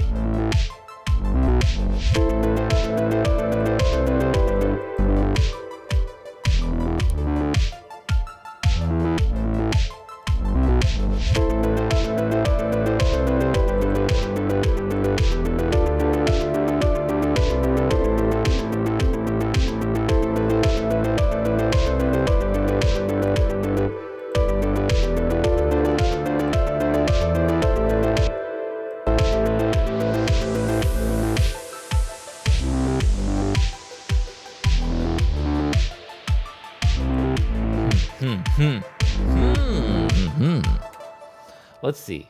I actually feel like I have the whole structure of the song right here now. We just need to find ways of adding variety, right? So this part is already different because it's got this chord part. Bum, bum, bum, bum, bum. But it still needs something else. Definitely at least a pad or something. Because I do hear this drop out. I'd like to not. And you don't hear it drop out if I were to put this solo in, but I feel like I use this solo thing a lot, so it might be a little much. But maybe we add some other solo. Because you definitely don't hear the pad then. If I were to go...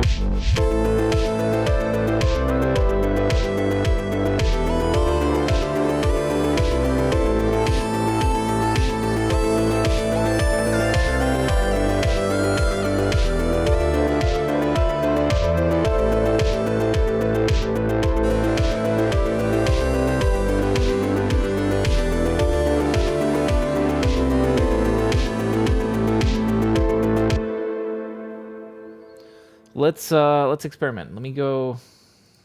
I want to grab Isotope Iris again. So Iris kind of day, I guess. And I want to dig through what leads they got. See if I can find a good lead preset to get me started. Nintendo lead. Let's turn it down. Give it reverb. Not what I'm looking for.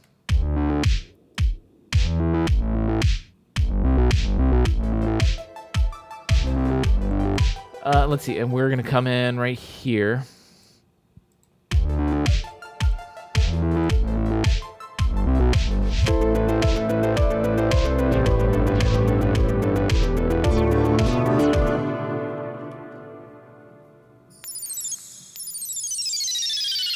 Oh, I've used this as a transition. It is not a lead sound, but it's definitely a transition. In fact, maybe we could use it in this too.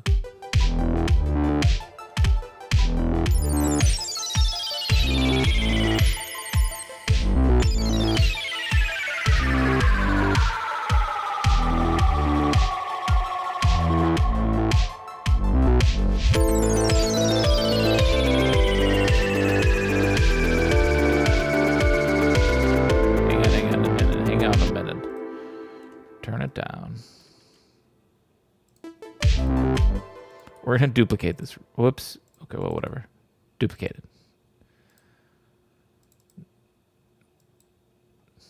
it.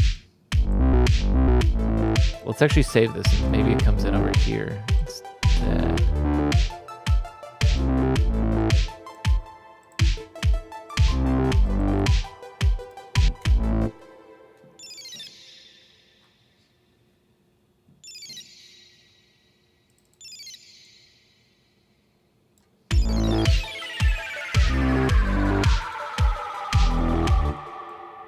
Trying to figure out the best timing for uses like a transition like this.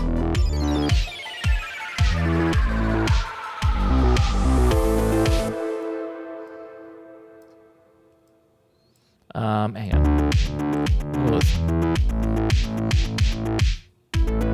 There's a spot I can think of specifically how this will transition.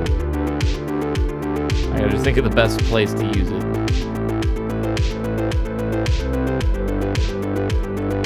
Maybe it's actually here.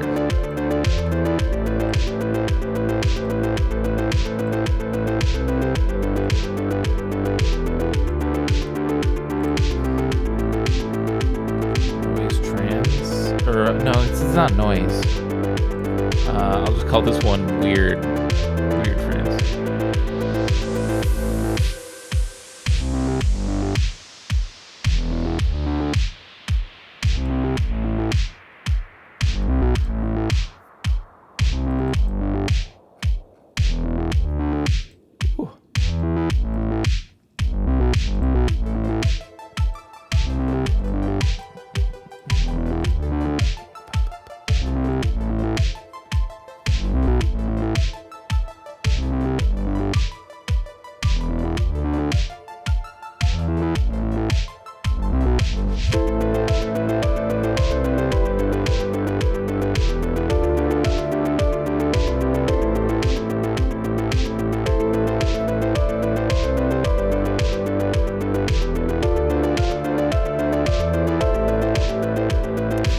how this chord progression is just sort of born out of the bass riff.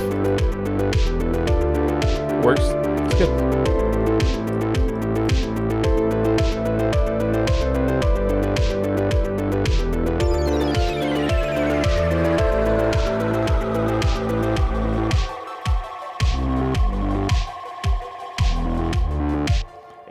I kind of hoped it would keep going lower.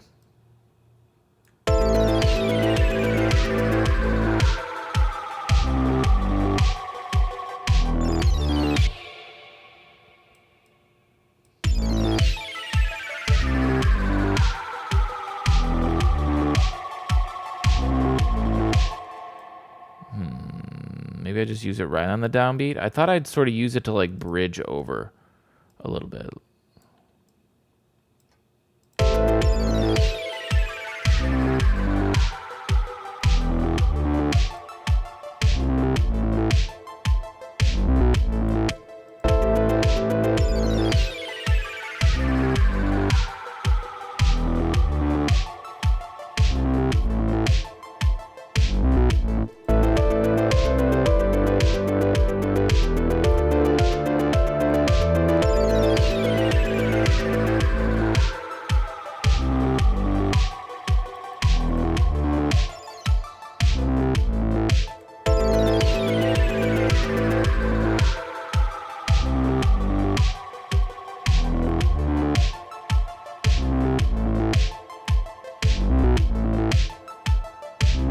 Is that a good spot?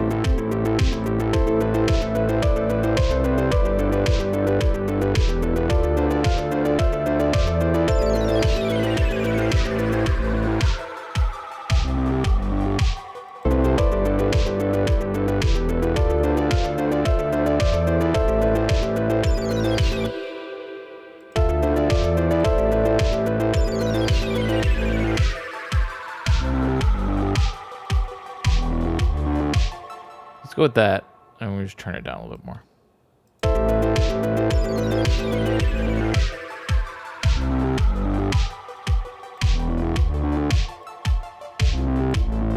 There. I like that. Okay. That was a fun little detour, but it's actually nice because now we have one more unique little sound transition in between all of our extra little bits. That's sort of what makes EDM a lot of times interesting to listen to, is all those transitions, how every single time it can be a little bit different. Because otherwise it's so repetitive, right? It's repetitive music. It's the nature of it, I guess. But let's open this back up. I'm going to have a lot of work to do in terms of like putting EQs on and killing some low end on some stuff. I haven't been paying attention to that at all. But let's try to find an actual lead sound instead of just that weird noise.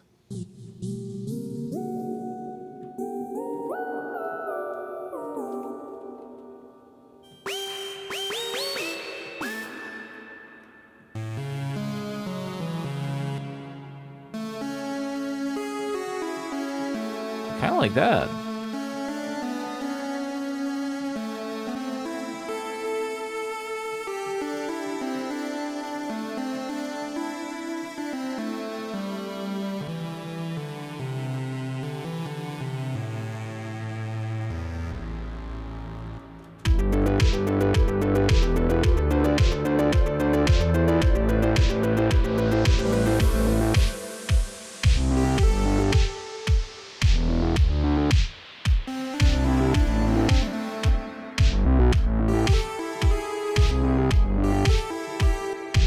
Yep, this is the winner sound.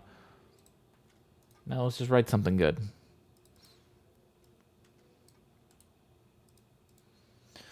Question is, does it come in right there? Hang on, let me hear this from the beginning. Try to feel where I get bored.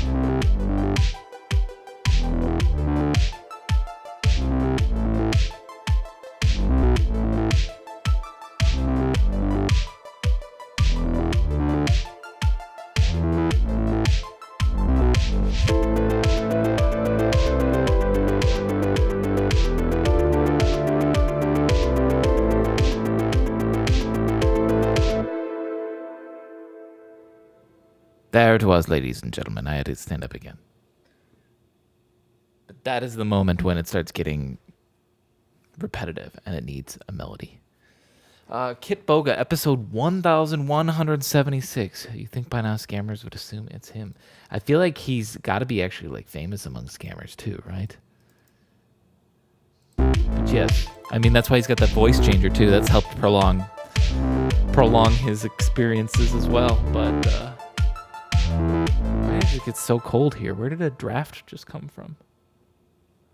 Felt like just a cold burst of wind coming in right as I reached over my piano. I don't know what's going on.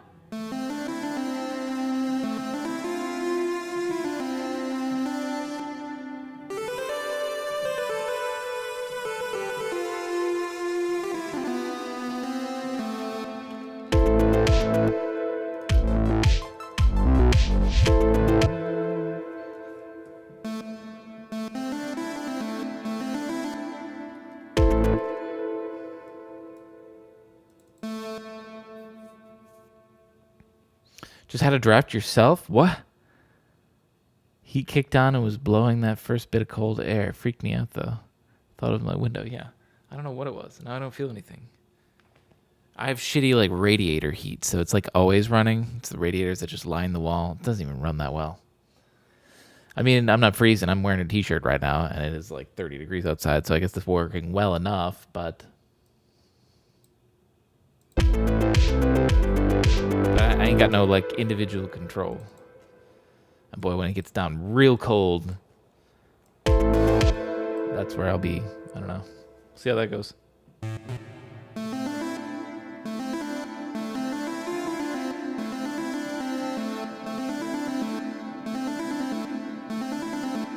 It's a cool sound. This is really small, isn't it? Let's go up an octave.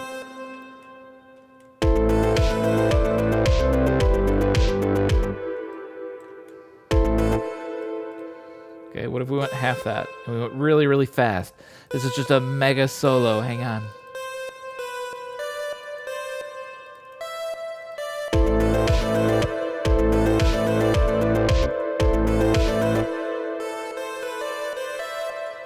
Okay,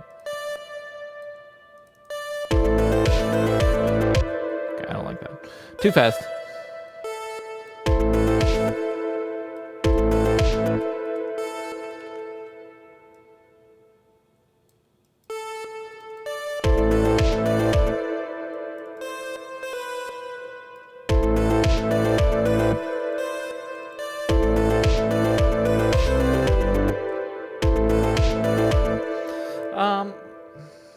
Let me mute this real quick.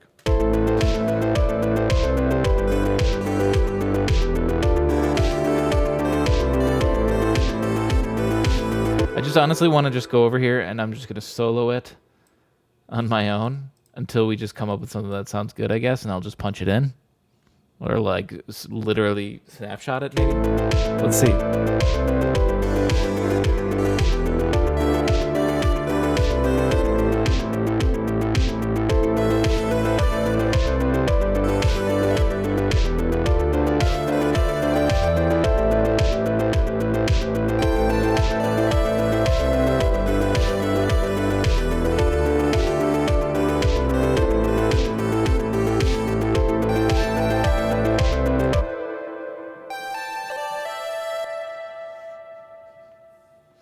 Omni, welcome. Sounds promising. Thank you. It's coming along nicely. I like the start of that. This so it'd be like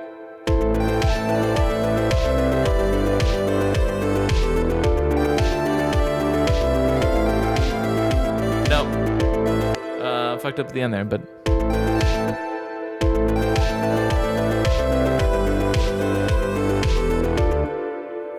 kind of sloppy. Here, hang on, let's just do this. Let's snapshot that already.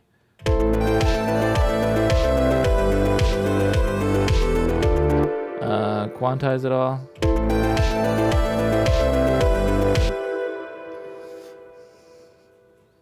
Can you believe this is the 335th time he's been working on this once? Just can't get it right. What if I did that? What if I remade the same song over and over?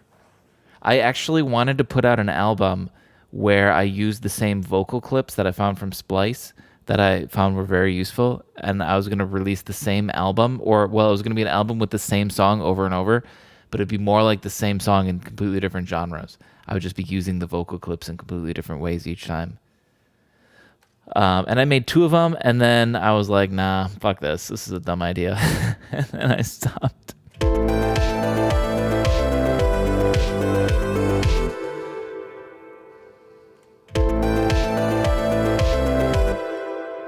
Is this B? Does this B stand out? Is this bad? Hang on. No, it's not bad actually. I think it's just I need to go. Ba-na-na.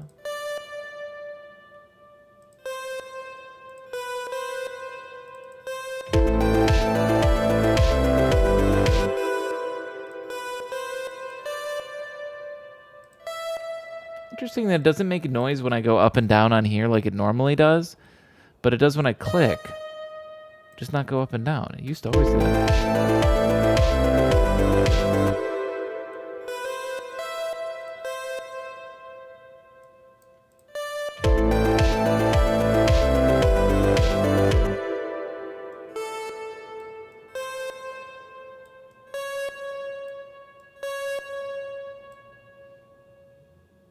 Hang on, this thing's getting messy. Just consolidate where it is.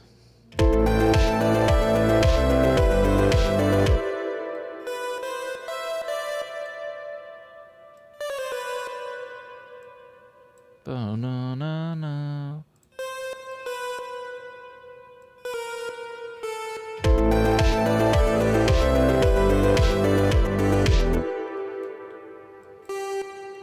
I was thinking bottom, but maybe just bum bum.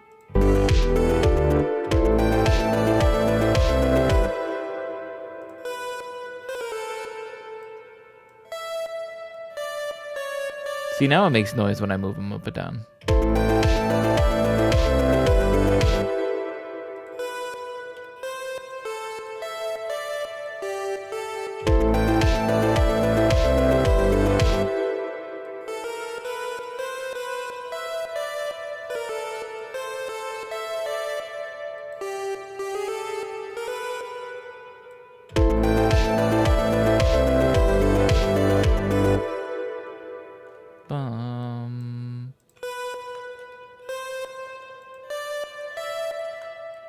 Do that. Loop it 4 times to get a rhythm, but consolidate it at this length so we get this much variety.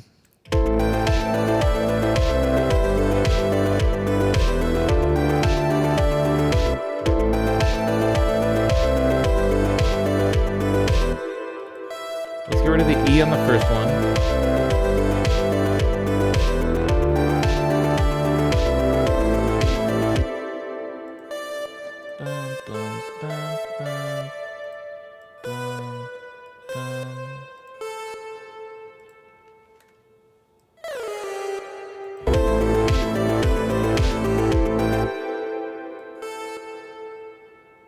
Hang on. You can do better than that.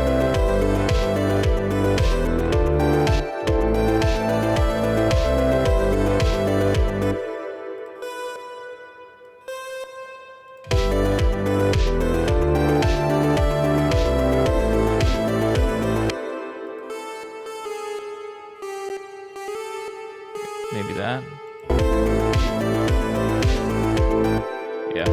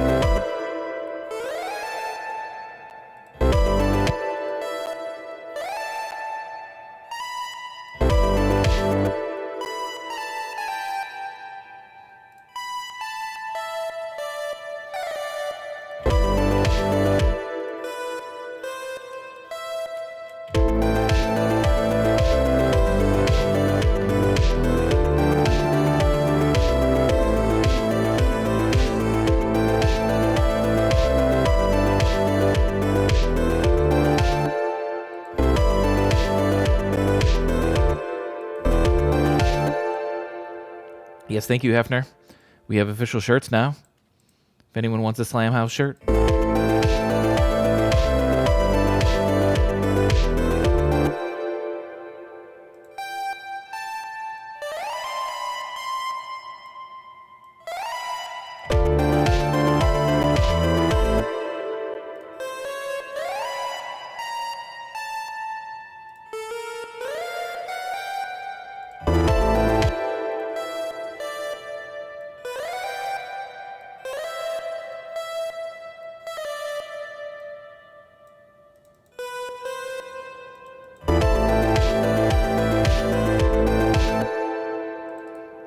Consolidate this. Here it is.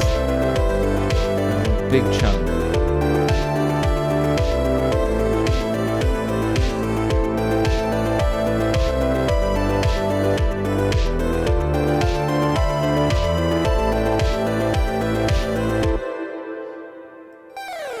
And then here's where it gets a little solo-y, right? At least I like the idea of it getting a little solo-y here because we've established our sort of motif, right? Whatever. It's this. You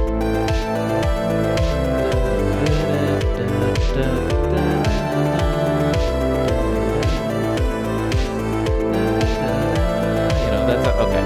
We've established that.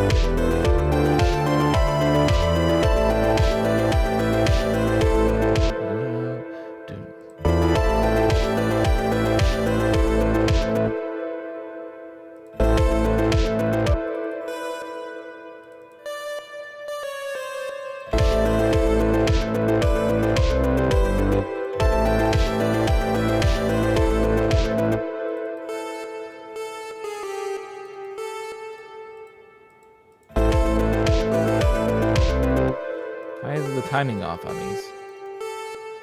Wait, why is the timing off on these? Wait, what happened? Hang on a minute. Everybody's off.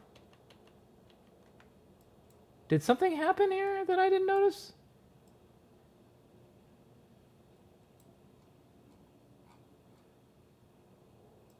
Okay, easiest solution. Grab it all. Quantize. Fix it. I don't know what happened there. Hang on. Wait, let's just do this. Consolidated as a whole. Let me make sure.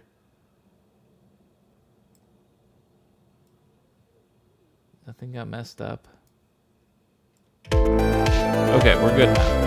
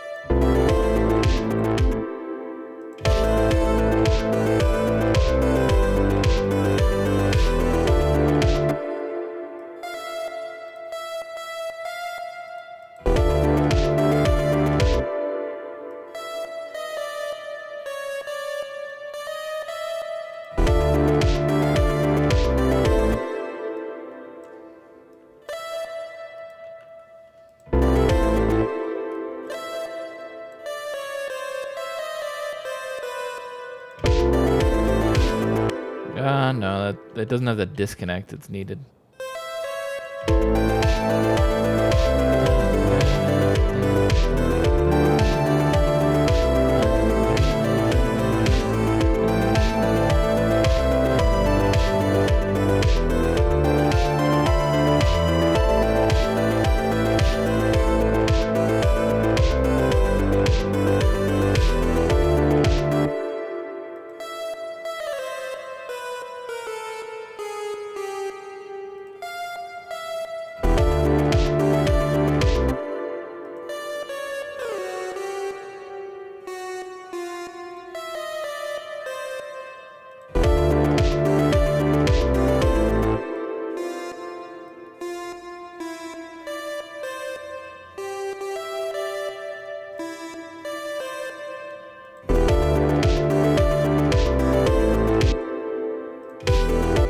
I like that.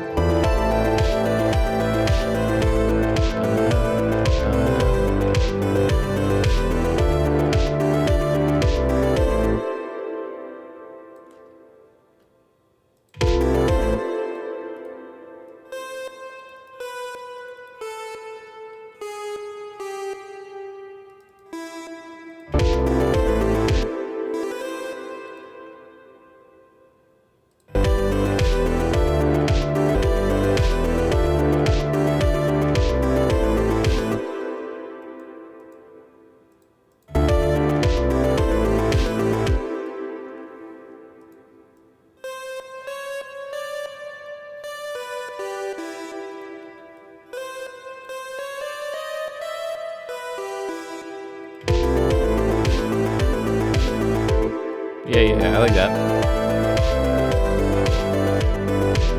We're 3/4 of the way through this part.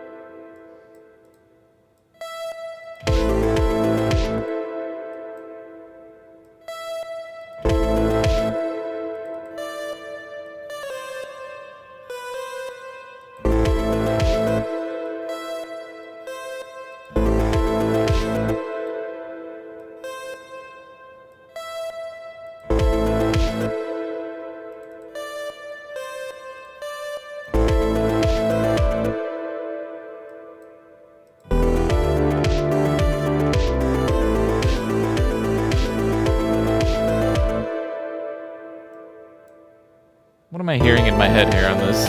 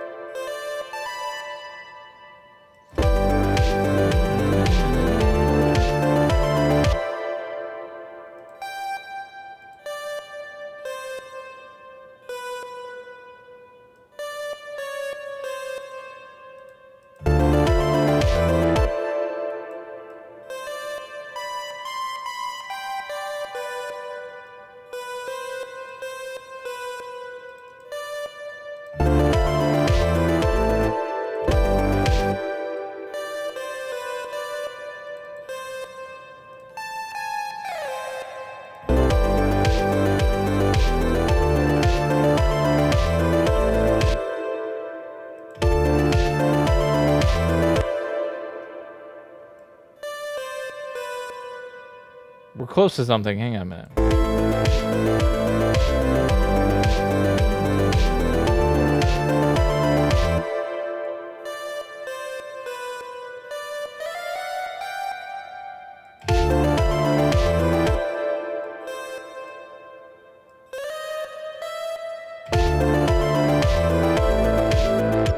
He's pretty good.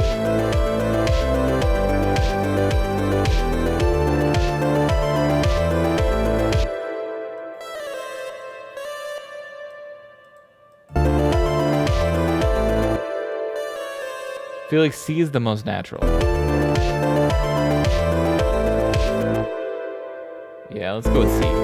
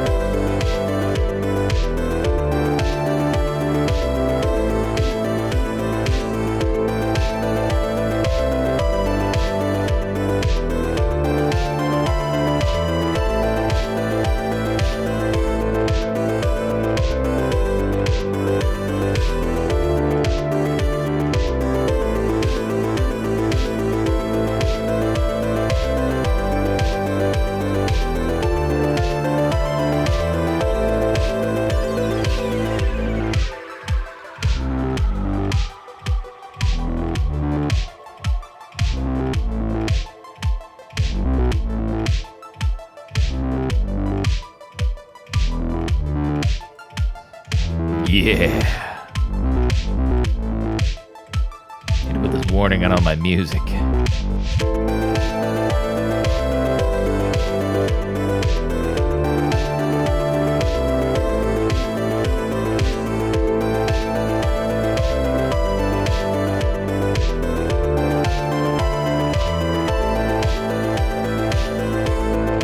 Bro, new OBS has made this so complicated. Oh, there it is. Okay, I'm just dumb. I was trying to see if I could crop this right on the fly right away. Do like 50, 60, 100, 200, 300. Oh no, we're cutting off too much. 250, 280.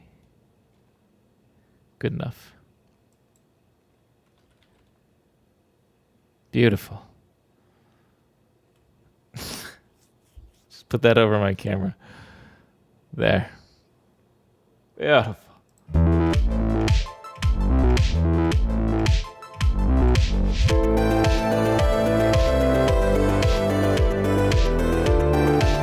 Now people join and they'll just be confused.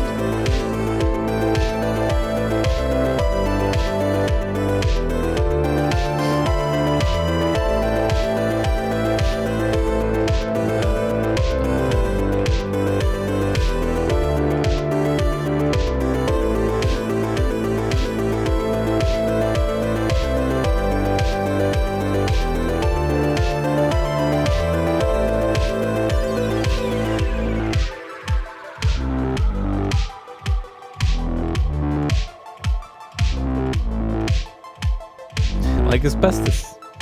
Exactly. ignorance is bliss thing right there. Okay. So, I love this little lead part, and I think it's exactly what's needed for this middle part. And we don't need to add or change anything, right? So all the way up until right here, 2 minutes, 20 seconds in, great. I even think the transitions that we have all the way up until here are good as well. This helps transition into this part. This could maybe use a stronger transition. We might look into Shaper Box to try to figure out how to transition these. This one will last a little bit better. But the only other thing I can think to add is I want to add something that comes in halfway here. Because we come in right away with the triplet thing again. That's totally cool. It's actually better that it comes in right away with this. Because last time we had a break where it was nothing.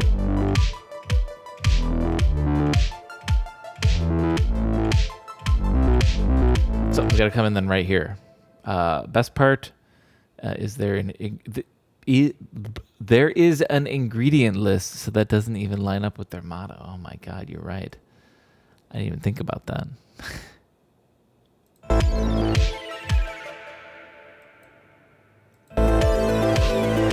What can I add in this halfway point? That ideally, whatever I add, like if I really want to be the best, it would carry over into this. Some kind of pad. Pad is really what it is. I need to find a pad, a perfect pad. Because then if I carry it over into this, then we have a good final chorus that sounds different. A ska riff. I'll think about it. And then I do think on the final chorus, I'm also going to go in and we're going to change the lead, right? Because it'll start the same on the final chorus. Because this is our motif, you know?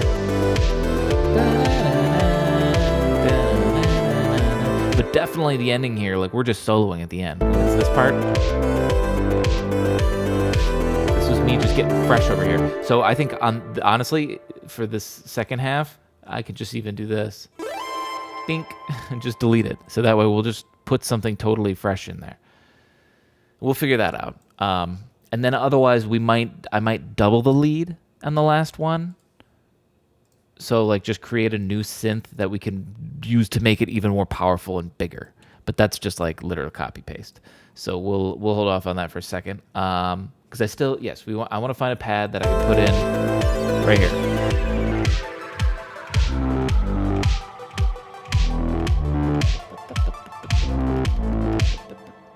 I'm starting to get hungry. It's only 2:30. I've only been live for 2.5 hours. Why am I so hungry? Why?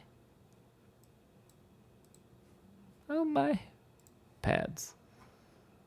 Nice garden, bro.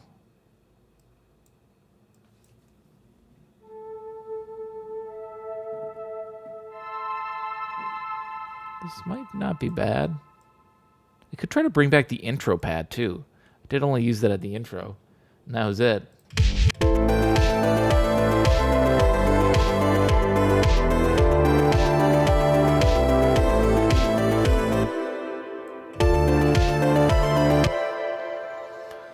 One-hour Tunesday challenge one day could make it a Channel Point community goal. Think you could do a solid 1 hour Tunesday? Like complete a song in 1 hour? Yes. It would have to be like, it's either going to have to be like a lo-fi track that's like 1.5 minutes long, or a synthwave track that could be like 3-4 minutes, but might not have a lot of variety. Be a little copy pasty. But I could do it. Would have to be ska lyrics or rap. Yeah, no. If there's any lyrics involved, there's no way I could do it in under an hour. So my favorite cake songs are their shortest. Okay, there we go. That's what I should do. I should do cake style, where like I don't really sing. I just like talk. Like, you know what they do? They would do their like talk singing. They're walking. They're clocking. The time is here. The sooner you get here, the sooner you'll fear waiting and baiting, and no one will know. You know, you just...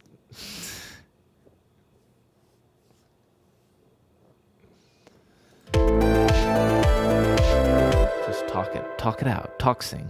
Is that a talk sing? Is that how you'd say? I mean, he's just talking over it. He's sort of singing. He's sort of keeping like a pitch. It's very monotone, but that's the style, you know? Spoken word.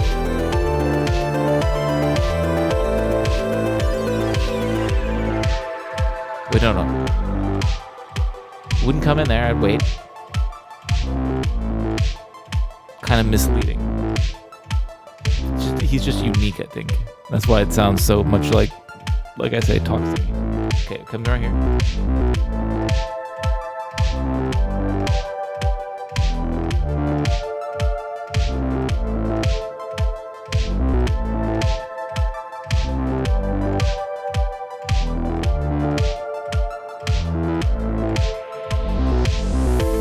That was good.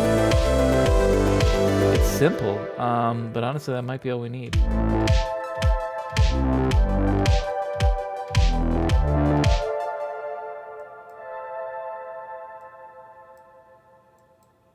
How long do we want this? Okay, again, everybody here, quantize.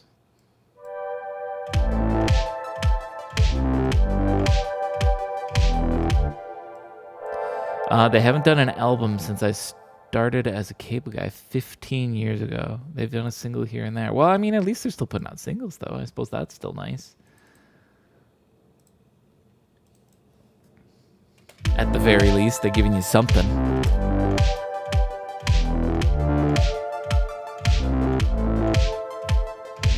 Is this gonna work? Is this simple enough?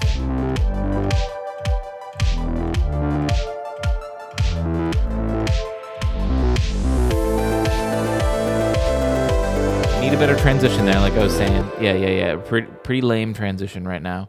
Let me see if I can put another shaper box in there, because I do feel like this kind of lends itself to that.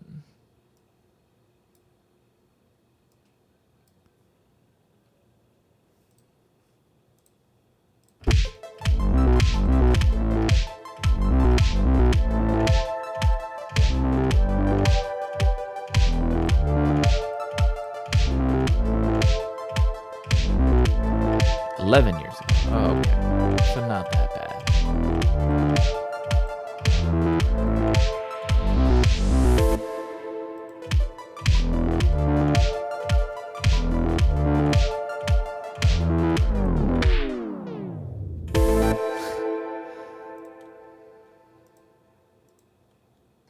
Whoa, why did we jump all the way over here?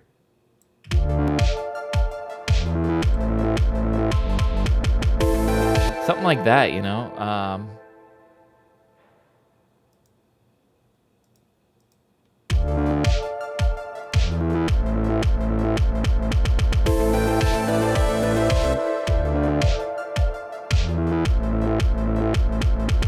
Honestly, I don't want to do that, like, cliche thing. I'd rather just do, where the frick is my bar? This.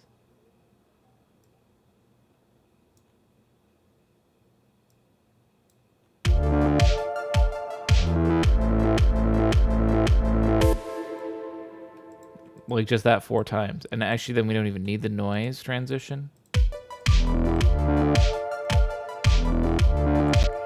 Says an album is in the works. Oh, he blames the delay on the band's self-production process. Okay. Fair enough. Are they going to be the new Guns N' Roses? Where like an album's going to be in anticipation for like... God, how long was Chinese Democracy in anticipation? Was that 15 years? 20 years they worked on that album?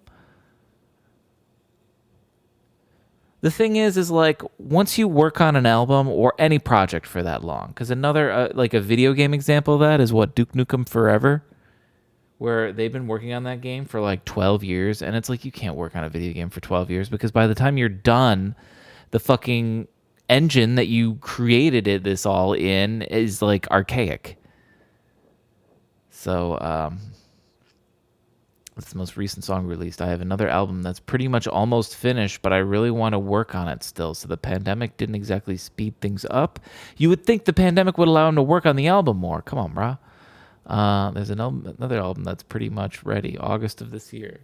He's just a big old tease, ain't he? Oh, God, I'm just sitting on this mountain of work that I'm just waiting to release.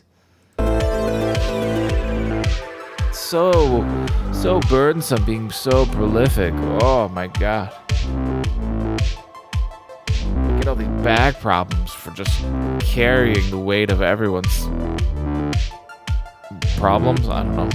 Entertainment.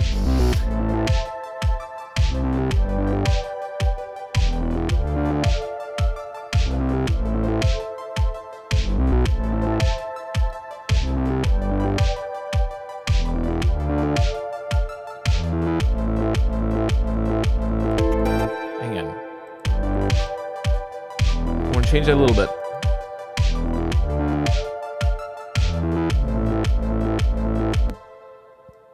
Do the last one. Boom, boom. I did write a bunch, but if it's called Cake, I want the others to be a part of it. That's why. So he could put out a solo album, but then he'd have to put his like so and so of Cake, or no one would know who he is. I guess. I like to get in a room with the band to find songs going. The cool thing is these songs are more developed than I have ever had a chance to before. That might not be a good thing. Some of what makes Cake songs good is the simplicity of it, right? And the catchiness of them because of how simple they are. If you get too deep into thinking, or like, too into your own mind, overthink things, overdevelop things, they can be maybe less good. I don't know. Maybe I shouldn't judge it now, but I wouldn't say that's necessarily a good thing to say. It's the most developed. I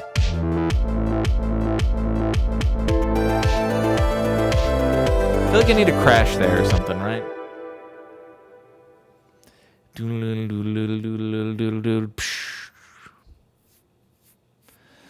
I saw him talk about distance before in an interview, and he said the reason why that song worked is because there's a lot of breathing in it. It gives the rest of the song emphasis. Okay, I could see that.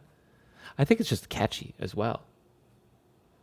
And that's the one, too, where they have, like, harmonies that are, like, still good. They're good, but they're bad. Or, like, I feel like their voice sounds bad, but yet they make the harmonies good. You know what I mean? Just the whole, but they do it well. I don't know why. Something about that song. It's like a lightning in a bottle. I don't know. Like, I feel like no other band other than them could put that together quite like that and make it still good. And I'm not calling them a one-hit wonder, but I don't know that they could ever do that again. No offense. It's like a right moment, right time thing, I guess. I don't know. There's a live version of the song that outshines the recorded and makes me sad that the recorded can't be like that. Oh, okay, maybe that means they can do it again.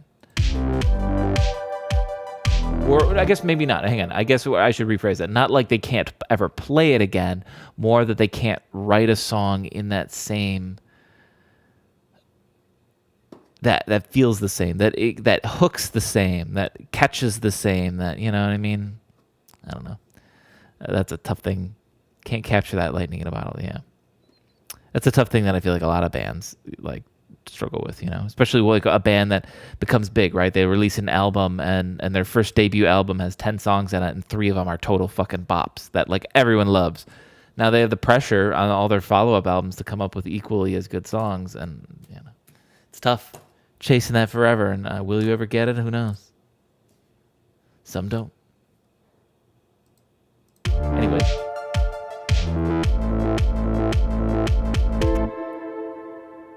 All right, I like that. That's good. The thing I was thinking about adding, a crash.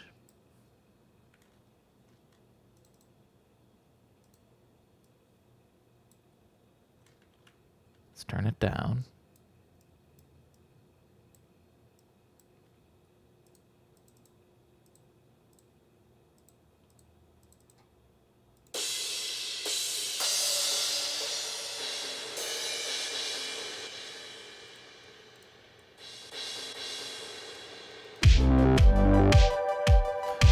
I loved MGMT, but then I found out that they worked on that one album for like 15 years, had 5 versions of it before they got picked up by a big producer. So, of course, their later albums weren't as widely received. The same thing happened with the band Flight of the Conchords. I love Flight of the Conchords, and I still think they're fantastic. But what had happened was they got picked up by HBO and they became a sensation, and they played all the songs on their HBO show and released an album with that. But the thing is that album and that first season on HBO and all of that was a culmination of them writing together for like and performing their Flight of the Conchords act live for like 10 years. So those were the best of the best. They had like really, gotten those songs down to the point where they got live audience reactions to some of their jokes. So they know what would land and what wouldn't. And so they were finely tuned, well-crafted songs. And that's why the first season of Flight of the Conchords and their first album is phenomenal. It's amazing. And then they're like, this is great. HBO was like, let's do another season. And then they went, oh, well, we used all of our songs in the first season, so we need to write all new songs for the second season. It'll be a little delayed, and so it was. And they wrote all new songs, and they wrote a whole second album. But it's just not as good. And understandable, because they had 10 years to put together the first one, and then like a year and a half to not only put together the second one, but also shoot the HBO show that featured all of the songs as well. So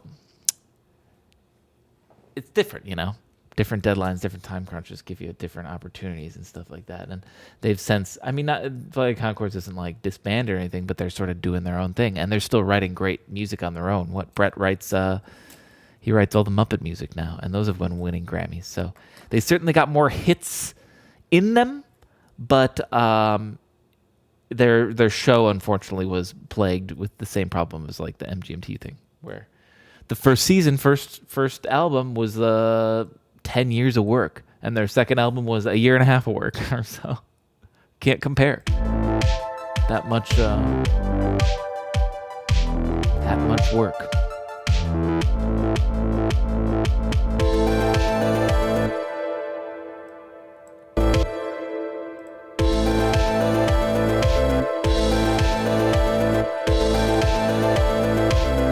Can I put this somewhere else? Like, yeah,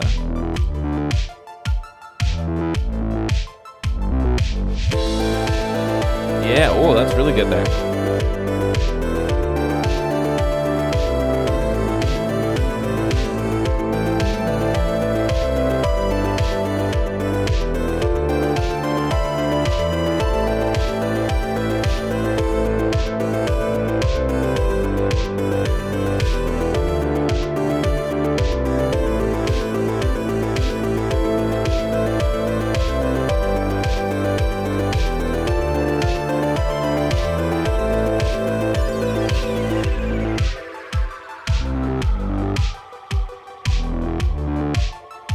I like that transition.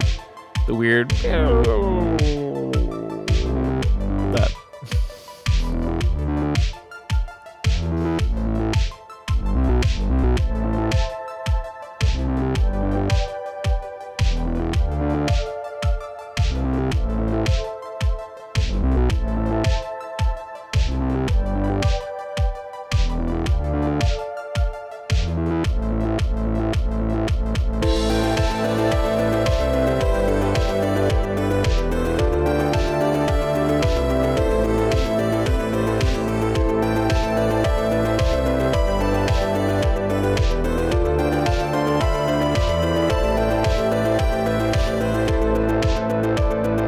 Okay. That's good. Have you had people in your life, like I have, who thought Prodigy was just the album Fat of the Land, and the singers were the sole members? Who thought Prodigy was just the album Fat of the Land, and the singers were the sole members?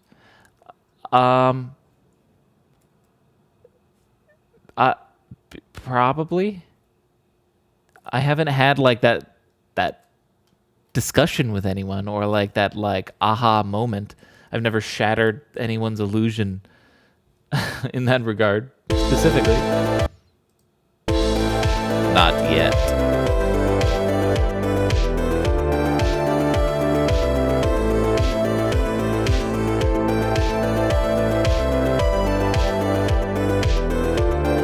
I'm thinking of other bands that have had similar sort of things, or like that, like the members like shocked me and surprised me, or like You're like, that's all just one guy. That sort of shit.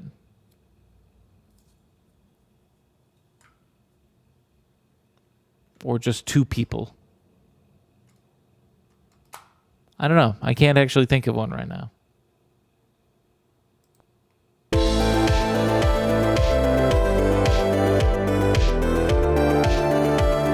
whole game and OST of Undertale. That's a good one.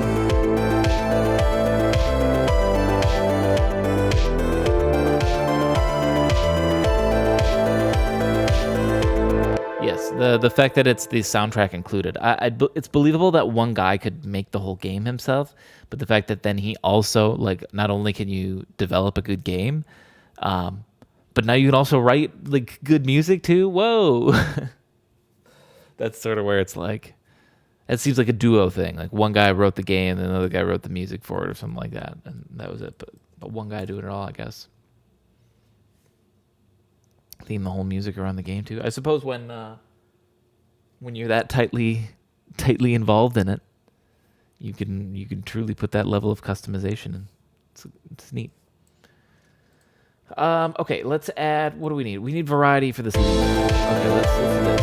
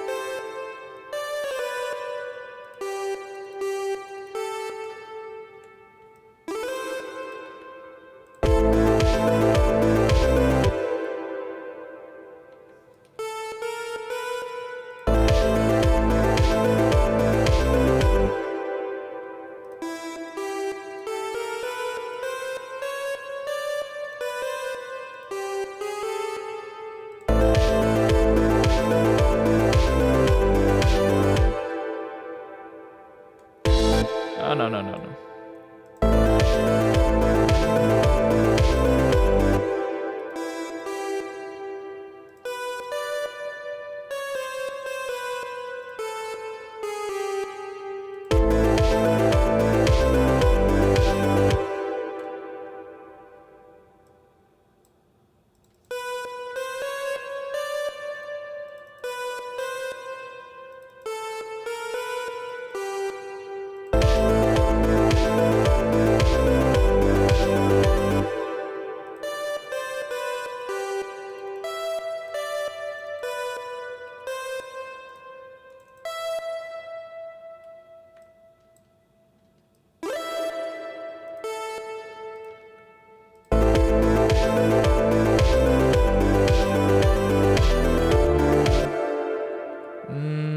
I don't want a direct loop there.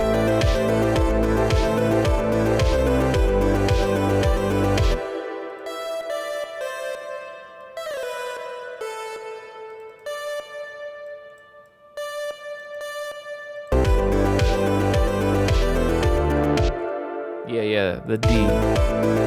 That D fits real nicely there.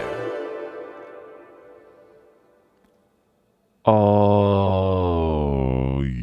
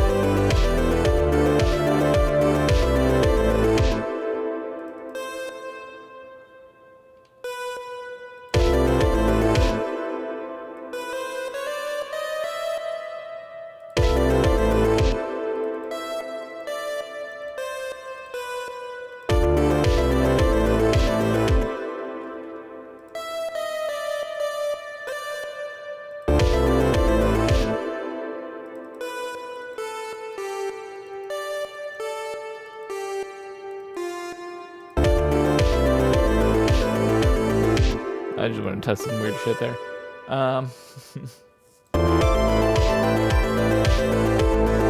Almost got a bit of Beverly Hills Cop there. I forget how that goes. Wait, hang on.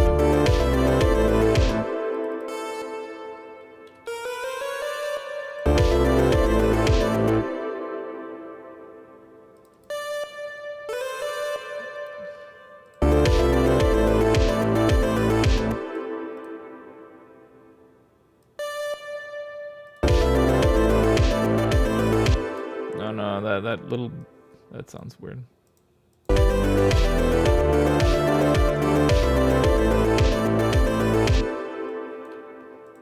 like that.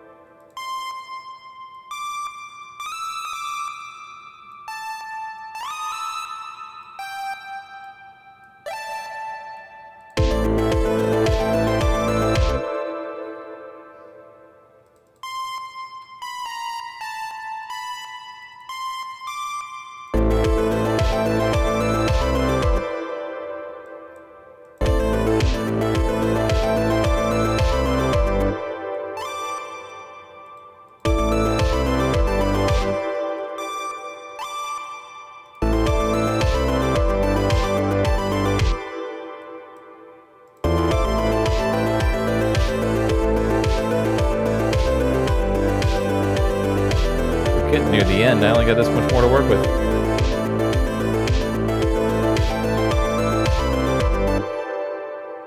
I like where this is going, though. This is the Beverly Hills Cops. Oh, yeah, duh.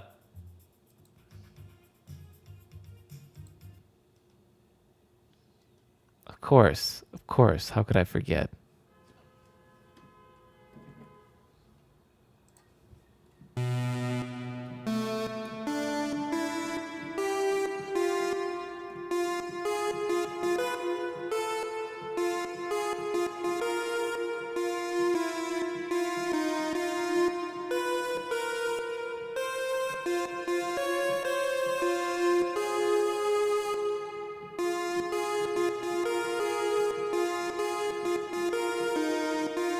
Okay, I got it. Hang on.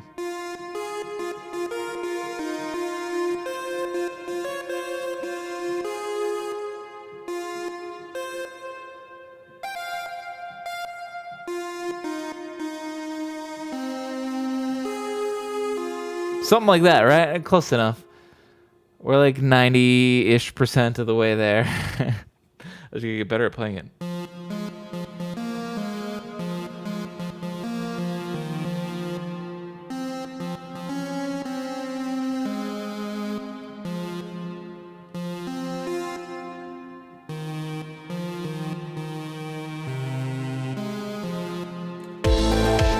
Something like that.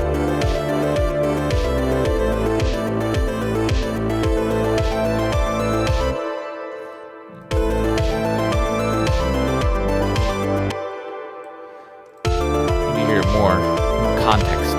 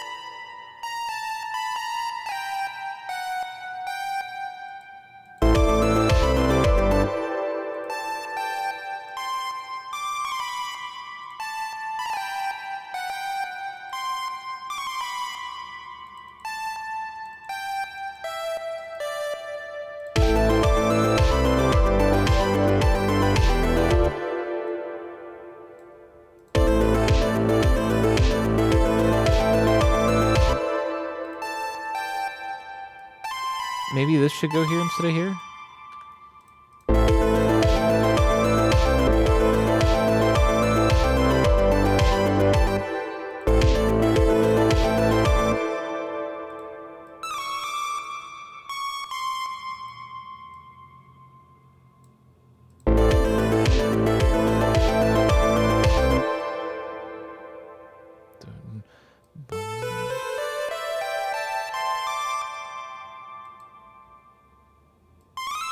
I understand the email.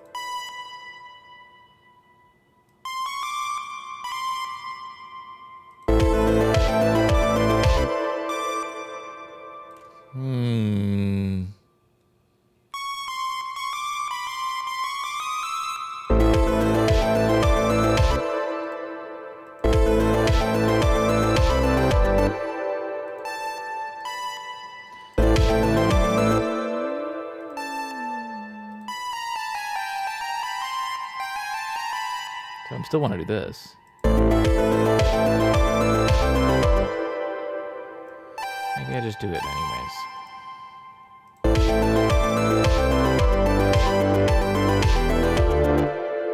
I need more context. Hit me again.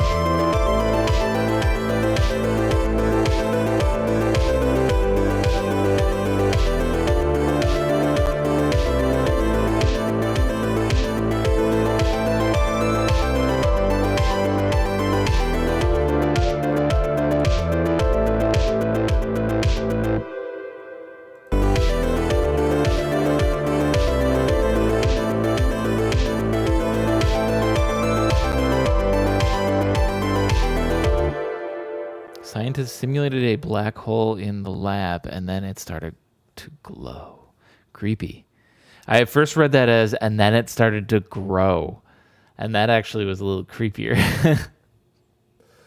Like the idea that scientists like, oh, look, we made a little miniature black hole here. Except the thing is it's growing and we can't stop it because we don't understand how it's working. That's how we all die. Because scientists want to make a black hole and it just grows. Black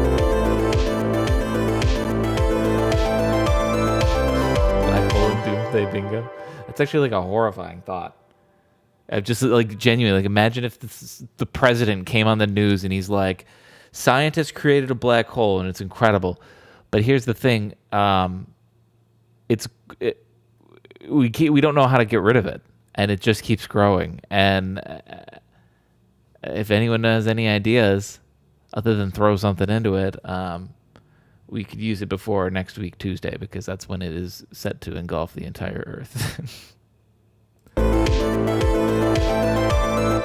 Could happen. Maybe.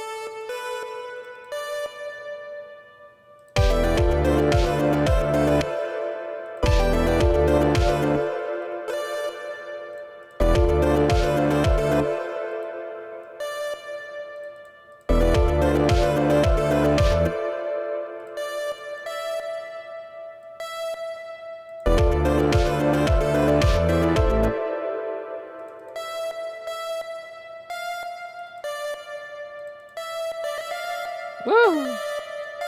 Woo! Sorry, we're losing control of Ableton. I kind of like this rhythm here.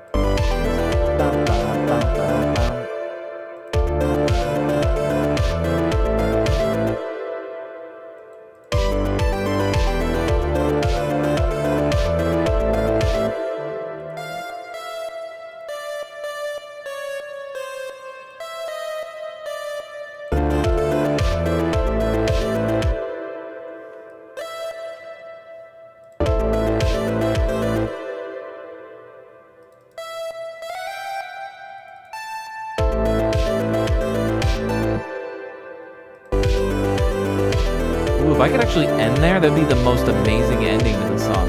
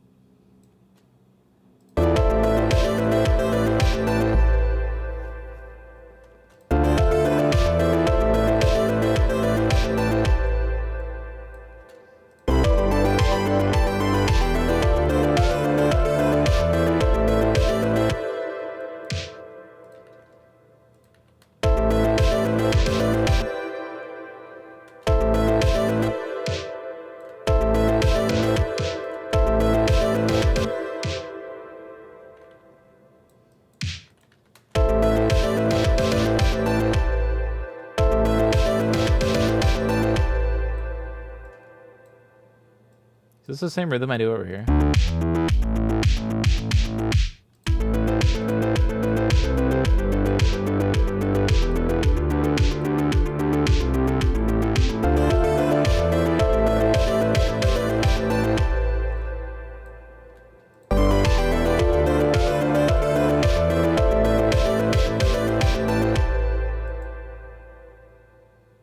Definitely a great way to end it.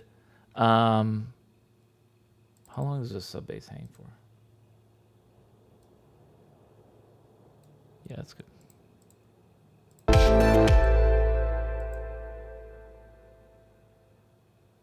Yeah, that's good. Let's save it. I was thinking I needed to double the lead into another voice, but honestly, I don't know that I really need that. On second listen, I'm sort of having second thoughts on it. Let's take a gander at what we got. We might be finished here. This is a nice quick Tunesday, 3 hours, 18 minutes. It helps when the computer plays all the music, and I just sort of tell the computer what to play. But hey, not bad. Let's take a listen. Oh yeah, I forgot we have the quiet intro.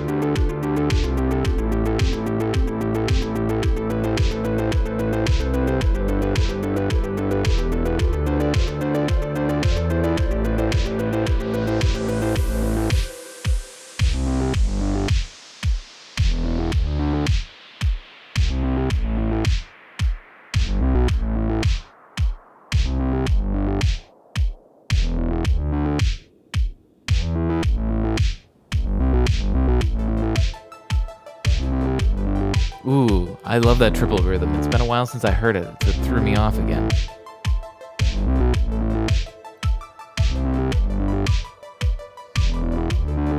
But yeah, it works really well here because it's like a 2 against a 3.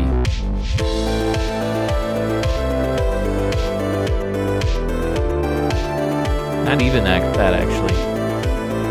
It's more against 1 against 3. Because the kick snare are just happening on downbeats. 1, 2, 3, 4. There it is. 1, 2, 3, 1, 2, 3, 1, 2, 3, 1, 2,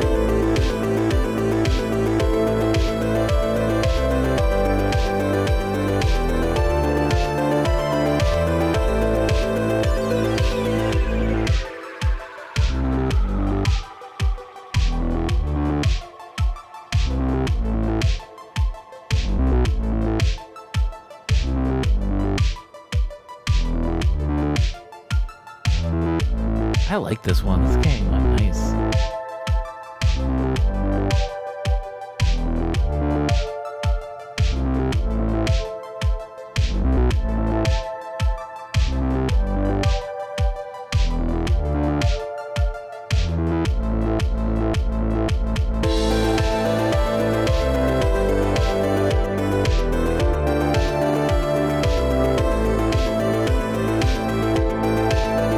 This is one too that can't go for too long because it doesn't change enough.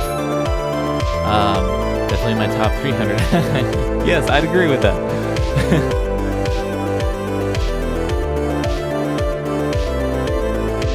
It is like the same bass riff the whole way, but it's okay. There is enough variety, and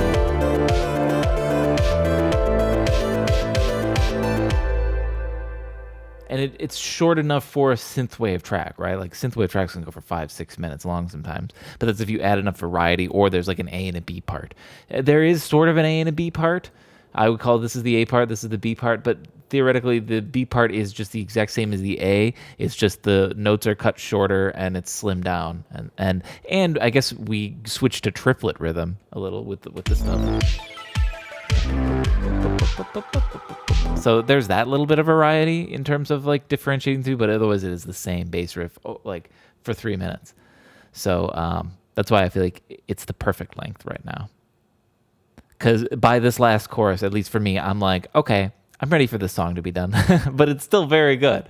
All the little twists and turns along the way are just wonderful and magical, and that's all I got to say about this, I suppose. Let's wrap it up. Thanks for watching. Do you have a least favorite song? A least favorite Tunesday that I've got? Maybe yes. Yeah, and do I have a least favorite Tunesday, and why is it the ska one? It's it's not the ska one, honestly. There was one I made. It was so early, so I bet I could find it pretty easy. But it was more of like a challenge one. Let me hang on. I'm gonna click through some sounds. It was really early on. Here it is. It's June 1st. My first year of ever doing it. It was June 1st. And I need to be bigger camera for this story. The reason why it's a little bit of a unique Tunesday is because it was a challenge. I had to do the entire Tunesday using Ableton for my arranging, but all of my sample source had to come from this, which is all dusty now, you can see. The Korg Duo, and it is a mini little analog synth that, as you can see, there's a keyboard. It's touch sensitive. So if I slide my finger across, it'd be like, sort of like a stylophone, you know, what you do with that little stick, except you just use your finger. And so I made the whole song using just this. And it's passable, but I don't think it's very good. Understandable. It's a tiny little synth. It's really hard to use and to make stuff on it. And that's my least favorite Tunesday. It's this one. We can hear a little bit of it. I remember watching you make... Oh. When was that? Oh, yeah, it was yesterday. Oh, that's a nice comment. Yeah.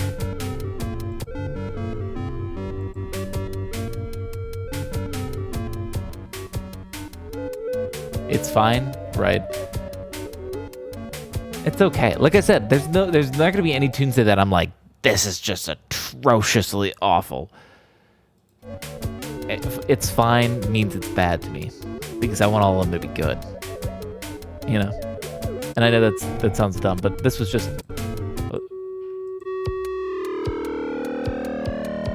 That's a fun sound.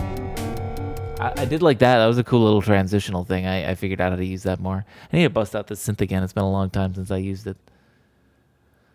I have to relearn how it all works again. But yeah, I think that'll do it for me and for today. Thanks for watching. Thanks for hanging out. We finished pretty quick, 3.5 hours. Not bad, not bad. Especially for the quality, the speed and the quality. We're on point today. So I guess that's about it. Don't got much more to say. Thanks for watching. Thanks for hanging out. I will catch y'all next time. Keep it real.